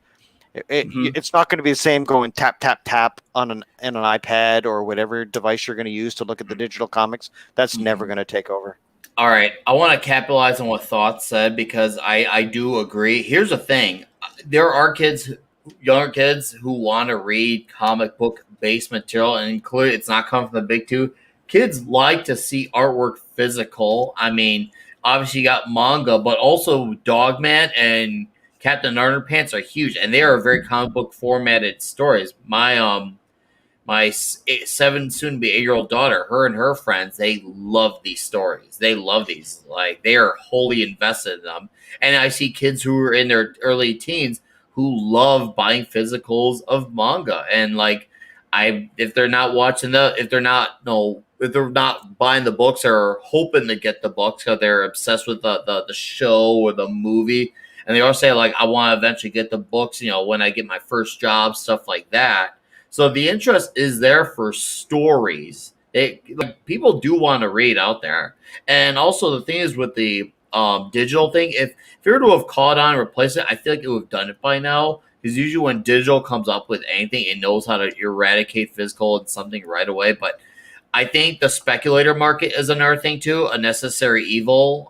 When people want that first appearance of a character or something, you can only have that with physical. You can't get that with digital. That physical first appearance is a big deal. People love their first appearances of characters. No one's going to say, "Oh, hey, how am I going to sell this digital of a first appearance?" That's not going to happen. I was in a comic shop about a month ago, and I was there talking to some people.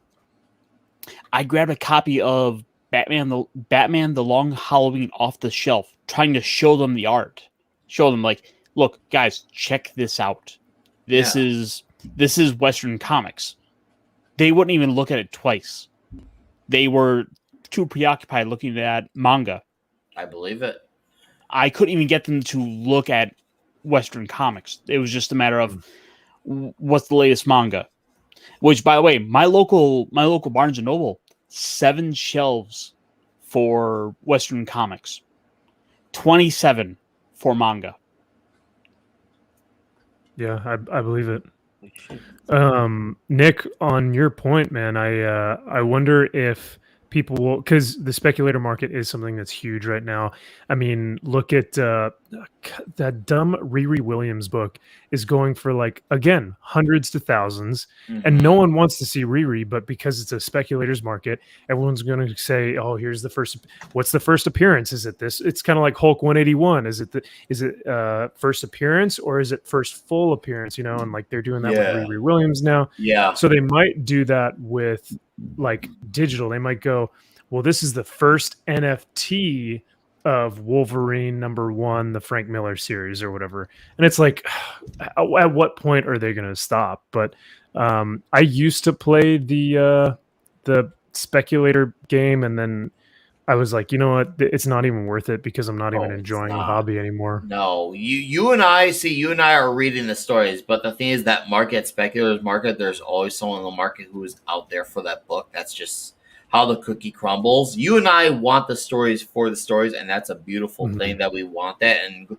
there will always be readers, thankfully, but there's always going to also be speculators. I mean, the 90s, that was a huge thing too, especially when they kept saying, "Oh man, these books are going to put your kids through college," and you had the variant covers books, and they overprinted, over varianted, and the silver cover, the green cover, like foil, like don't get me wrong, there are some times where I enjoy some of those things, but it's clearly a good marketing technique that works, and I'm still guilty. That's to this day. Like, I do like a good Scotty Young cover. I'll say it. I love his cartoonish style. I loved what he did with his I Hate Fairyland book he did for Image half a decade ago. I love that book. I Hate Fairyland. It went like 20 issues long on Image. That's where he does the writing and the pencils. And he has Gene Francis, I can't pronounce his last name, doing the colors.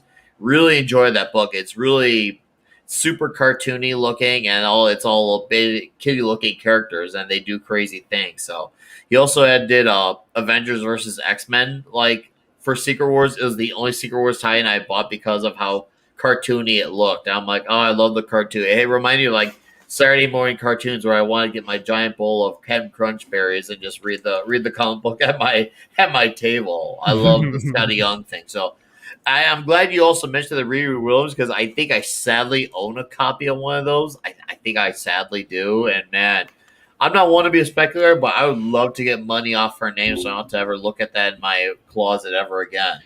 I look forward to selling off any copies of those comics that I have, just so I don't have to have them in my collection. I'm sorry. As soon as he mentioned that name, I almost rage quit. That was it. I was like, Clobby, I'd love to hear your thoughts. I'd love to hear your thoughts about. Oh wait, did we lose him? No, Clobby. I'd love to hear your thoughts about all this, because I mean I've been talking a lot. So what do you think? What about digital? All of this conversation, digital versus real stuff. What you think about the speculator market, that kind of stuff.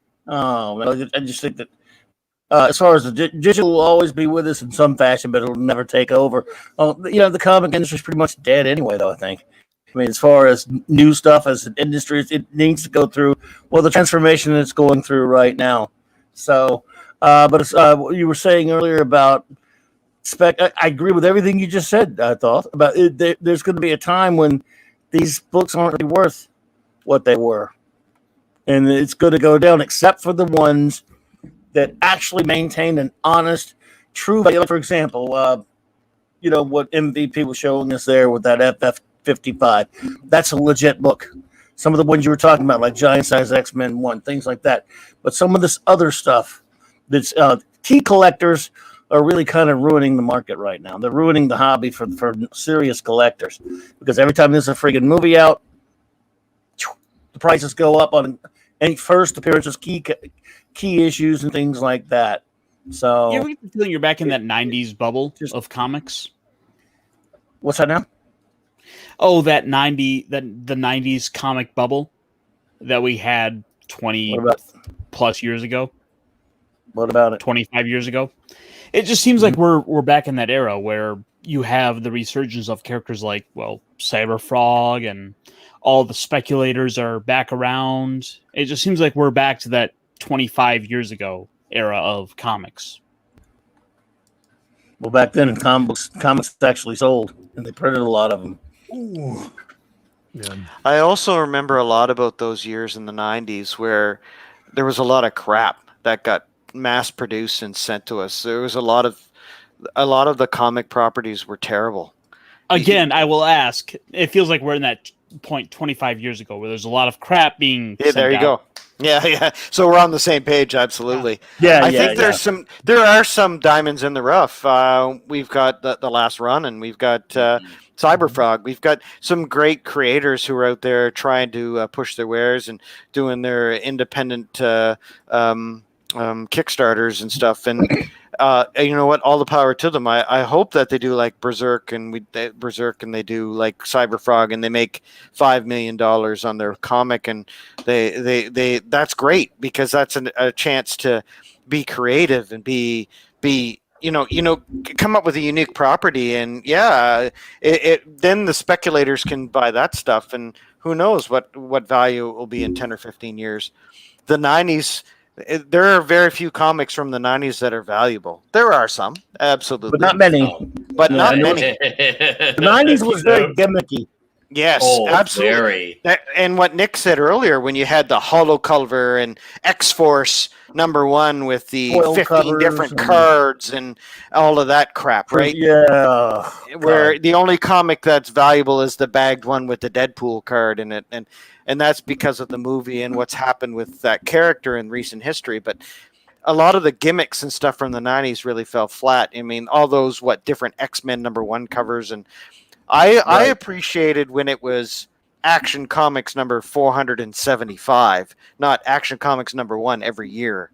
I liked the old classic way of dealing with stories, and a lot of the gimmicks and stuff. That's not why I buy a comic. I buy a comic because I like the character, I like the story, I like the art. I think that's what's happening a lot today, is you're starting to get those gimmicks again, where if I go down the road and it's the Cult of Dracula #1 and there's like 17 different covers, I mean, which one's more valuable than the other? Well, I better get them all. Like, that's not what I'm going to do. I'm not going to inflate sales to 100,000 copies sold because there's 17 covers. I want to get a story. I want to get a good story. I want to get a good piece of art. I want to get a great comic book with one, maybe even 2 covers. But I just think that the gimmicks today are failing. Everybody's kind of seeing it for what it is. It's just this cloak and shadows and darkness, and nobody sees what's behind the curtain. And it's not the Wizard of Oz. It's something a lot worse. I was out at my local comic shop, and they were selling King Spawn, and that had about at least 6 variant covers. So I feel like we're back in that era. Oh boy, really? I feel guilty because I picked up an issue variants of King are. Spawn. Yeah, the variant. Tell me we're not in that era. No, we are. Oh, The variants we're in an amplified version. Like, as I mentioned earlier, like 97% of the time, I get just the original. I'm an original cover type of guy. I'm a sucker for Scotty Young once a year. I like the cartoon thing of Scotty Young, but that's it. It's smoke and mirrors. Go ahead. Oh, it totally is, and I can acknowledge that too. For me, it's a nice thing to put up on the wall. I like seeing the Sky Young stuff up on the wall, and that's about it. But yeah, it's totally smoke and mirrors. I mean, you're still getting the same exact story with just a different cover. That's all it is a different cover. I mean, I remember at my local shop, the variant that did sell well. I didn't buy any of it, but I remember it was when they were doing the Alex Ross thing where they had like different versions of all the characters. I think they had Daredevil, they had Scarlet Witch, they had Shang-Chi even, Vision, Spider-Man. They had and people were hot for those Alex Ross variant covers. It was basically like, if I remember, I saw it was basically a white background with the character drawn by Alex Ross, and I saw a collage poster version of it, and I'm like, you know what, I'd better just get the damn poster, and the poster looked nice. I mean, I don't entirely blame people for wanting to pick up an Alex Ross cover because his stuff is beautiful. Oh yeah, no, it's his stuff is high quality. You guys are gonna love this for the Spawn or King Spawn, excuse me. Todd McFarlane did a exclusive variant cover, and it was a ratio variant, so it was 1 in 250.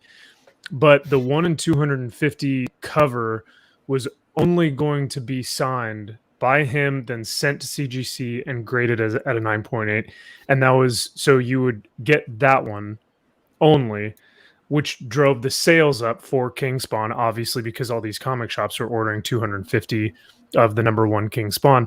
So I was talking to my local comic shop, and he's like, dude, I've got like 12 people that ordered the 1 in 250. So we literally just have a garbage bin full of number ones in the back. Oh shit! Because like we had to buy all of them and fulfill these these guys' orders with the 1 in 250. But like, what are we gonna do with all these number ones? No one's gonna buy this shit, So it's really interesting what they're doing with some of these gimmicks. But I was like, man, I mean, I guess that's one way to sell them. So I'm quite fortunate enough to be able to have two different local shops near me, and they came together.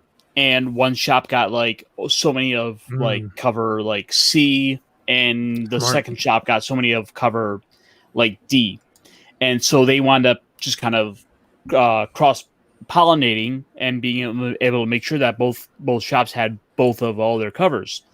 And so the owner of one shop was in the second shop, and I was in there talking with them, and yeah, they were just like, they had so many copies, they were just like having to shove comics aside to be able to fit stack upon stack of those extra covers on the shelf. Yeah, man, it's a lot. It's definitely and like we were talking about earlier, with if it's a good story, I don't think it needs a gimmick because people will buy it. Right. But because of the gimmicks, it's now starting to feel forced, and I think people are starting to back away because they're like, it's either I'm going to buy one issue or I'm going to buy every single variant cover, but there are 50 variant covers, and I don't have that kind of money. So I think the comic industry is stuck between a rock and a hard place because they want to give out gimmicks. Oh, yep, there you go. Got my which is great. I have the King Spawn issue with the sword, where he has the sword and he's kind of kneeling, and it's that's the one I got. And then, of course, in October, nice. We're getting Gunslinger Spawn. Gunslinger. Caramel. Which, you know what? I'm actually I'm looking forward to Gunslinger. I think that's going to be pretty rad. But and I have to admit that I went in on the Kickstarter. I've got the signed Spawn figures. I've got all of them. I got the whole kit and caboodle. I think it was like $200. I think it cost $250. I think it cost. But that was before customs and shipping too, right? Oh yeah. Oh, Canada, we stand on guard for thee and pay extra money when it comes to shipping and handling. Just ask Raquel, right, Clobby? Yep. Oh God, yeah. All right. So we're gonna get wrapping up. I wish we could go longer. I do gotta get up at work for 5 a.m. So that is yeah, and I've been at it since 5:30 a.m. So That's my Monday to Friday, Nick. My Saturday and Sunday are nice. yeah, I'm used to it. I gotta make sure I don't take a risk on it. So I gotta set my 500 alarm so I make sure I don't know. I wake up at Mr. 500. Yeah. That was good. But yeah, that's right. You gotta get up early to catch all those bad guys.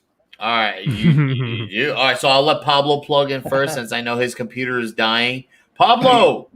Hey, my hard drives are failing. I'm not sure if it's only one or if both of them are failing. I have to check my Wi-Fi and everything. So, anyway, I'm on Mi Message Español. If you like Spanish, I'm on my channel Geek Tropology.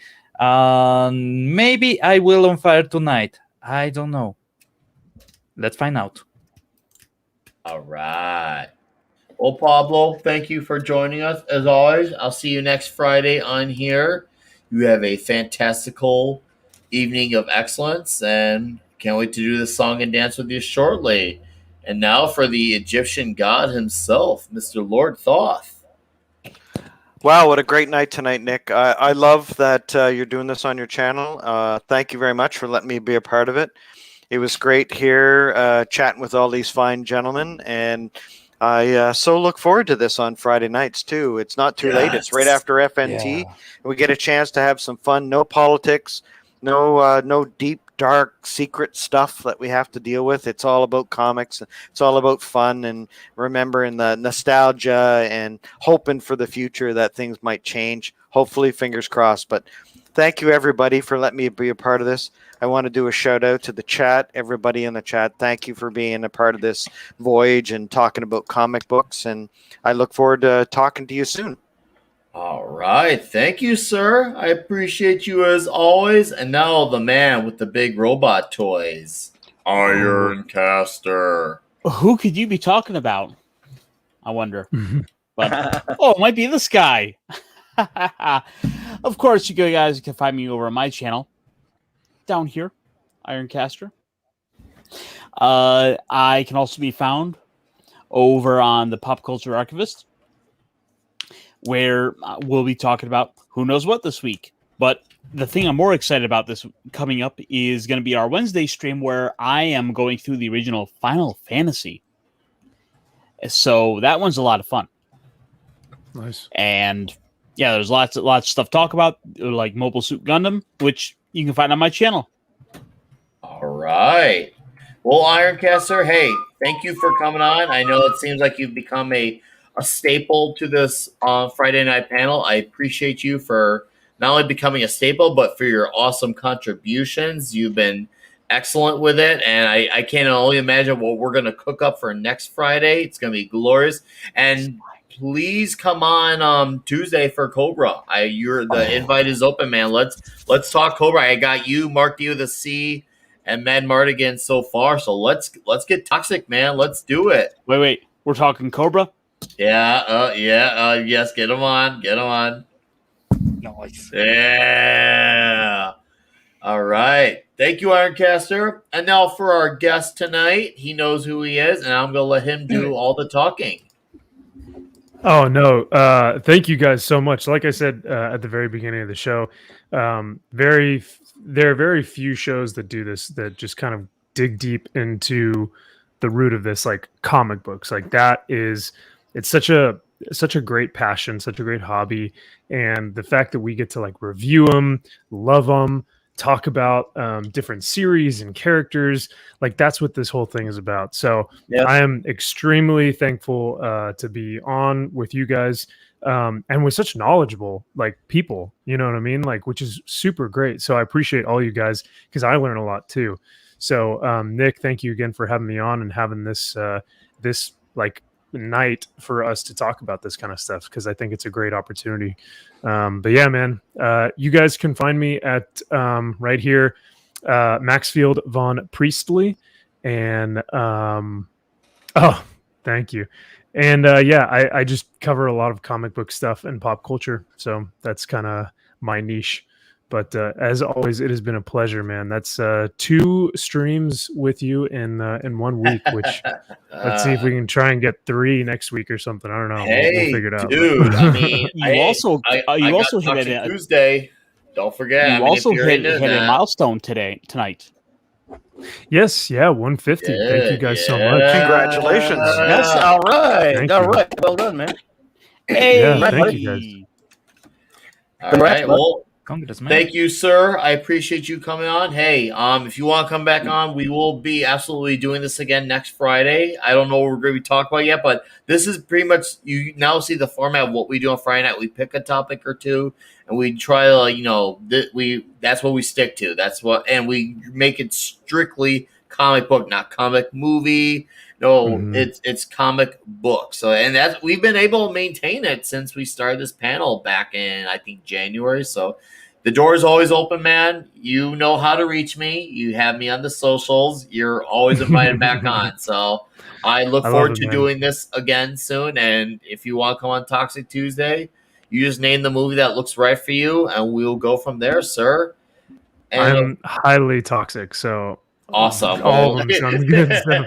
You'll fit right in then. It's already Exactly. beautiful. Exactly. And let me tell you from experience that veterans are toxic. So Oh. hail to all those Mhm, veterans out there, especially Hail. everything Yep, we going are. on in the world today. I salute you, my fellow veterans, women and men out there serving their countries to keep freedom flowing out there. So all the best out there. My heart goes out to the families of those soldiers lost in the line of duty. So I salute you. Absolutely. Keep kicking 100%. ass. Thank you.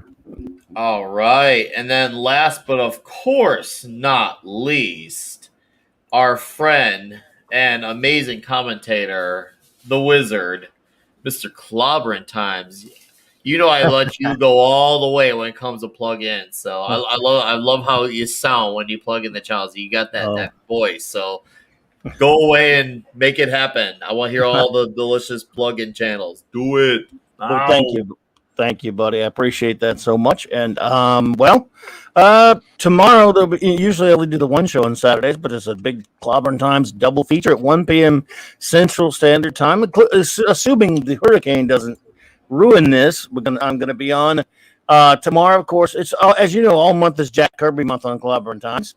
So tomorrow, of course, the 28th would have been Jack Kirby, the King of Comics 104th birthday. So, and it'll also be by number 900th show number 900 for Clobbering Times. So I thought I'd combine the two and do a show where and this is killing me picking these things out, will count down my top 104 all-time favorite Jack Kirby covers. And if you think that's a big number, you don't know how many covers Jack Kirby did, because it's I could do that with FF and Thor covers alone, but I'm trying to put some, mix it up a little bit. And so I'm just going to do that, show some great art by Kirby, chill out a little bit for a while, and hopefully the lovely Purple Valkyrie will be joining me to hang out with me a little bit, just have a little fun there, celebrating the King. And then, of course, as always, the big Saturday night Star Trek, which we're having my wonderful first officer, Raquel, and I will be doing our usual. We're reviewing all of real Star Trek, as you know, my friend, 66 through 05, the only real Trek that counts. And we're starting we're in the second season of Next Generation now, and got 4 episodes tomorrow night, 9 p.m. Central, buddy. So thank you for having me here, my brother. What episodes are up for tomorrow night, Clobby? Listen here. Put you on the spots. That's all right. Has Rector grown the beard yet? Louder, the second season, louder than a whisper. Oh, man, yeah, you did put me. I can find out real quick. Because I can't remember, dude. I mean, no, I don't have them in front of me. Don't worry about it. No 4 worries, episodes. I know one of them's a Matter of Honor, and another one's man, my memory sucks. I'm old, man. You know that, dude. I'm very, very old and fragile. So You're I can't remember, bro. Thank you, brother, for having me here. It's always a great pleasure, and it's great to meet you, MVP. I hope we get to be on many more panels together, and you can come hang out with me over at Clobbering Times any day, bud. Ooh, nice. I am kind of shell shocked. It's like when a celebrity says that to you, you know. I ain't no celebrity. I'm no celebrity. Dude, you were Because you were at will be. a Legacy 900 on your podcast. Like that is so rad. So thank you. I would be honored to be on your channel, or to have you on mine. So because Sure. you guys are a wealth of knowledge. So it's always fun getting to talk to y'all. Anybody with a Superman statue like that, buddy? Man, you out like me any day. So.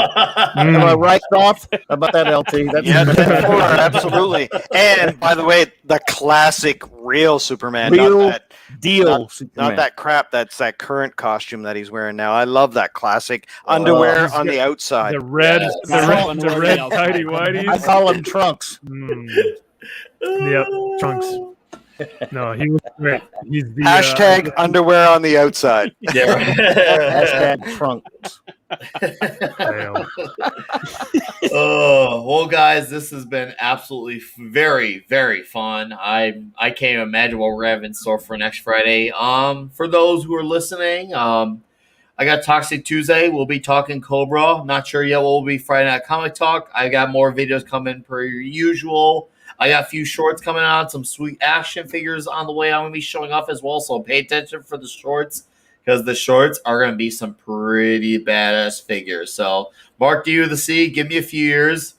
Maybe I'm going to need an extra 30, but I'm going to try to start catching up and having a killer collection. So, I'm starting back over. I started back a year. Oh, dude, that voice is so good. So, it's going to be glorious.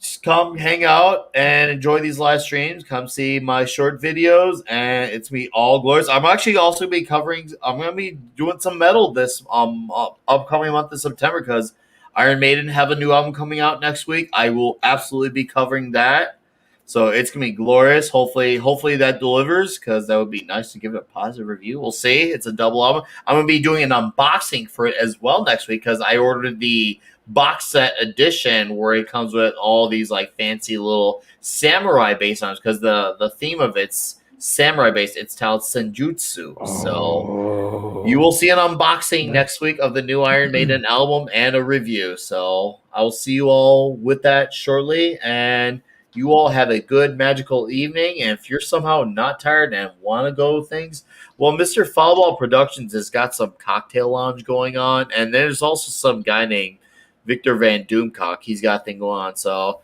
scram over there. Go party over there or somewhere. All right. You guys all have a good magical evening. And now we're going to do our usual ending intro. And now MVP gets to join us for how we do our classic going away. It starts off with the infamous words, no, no, no, no, no, no, no, no, no.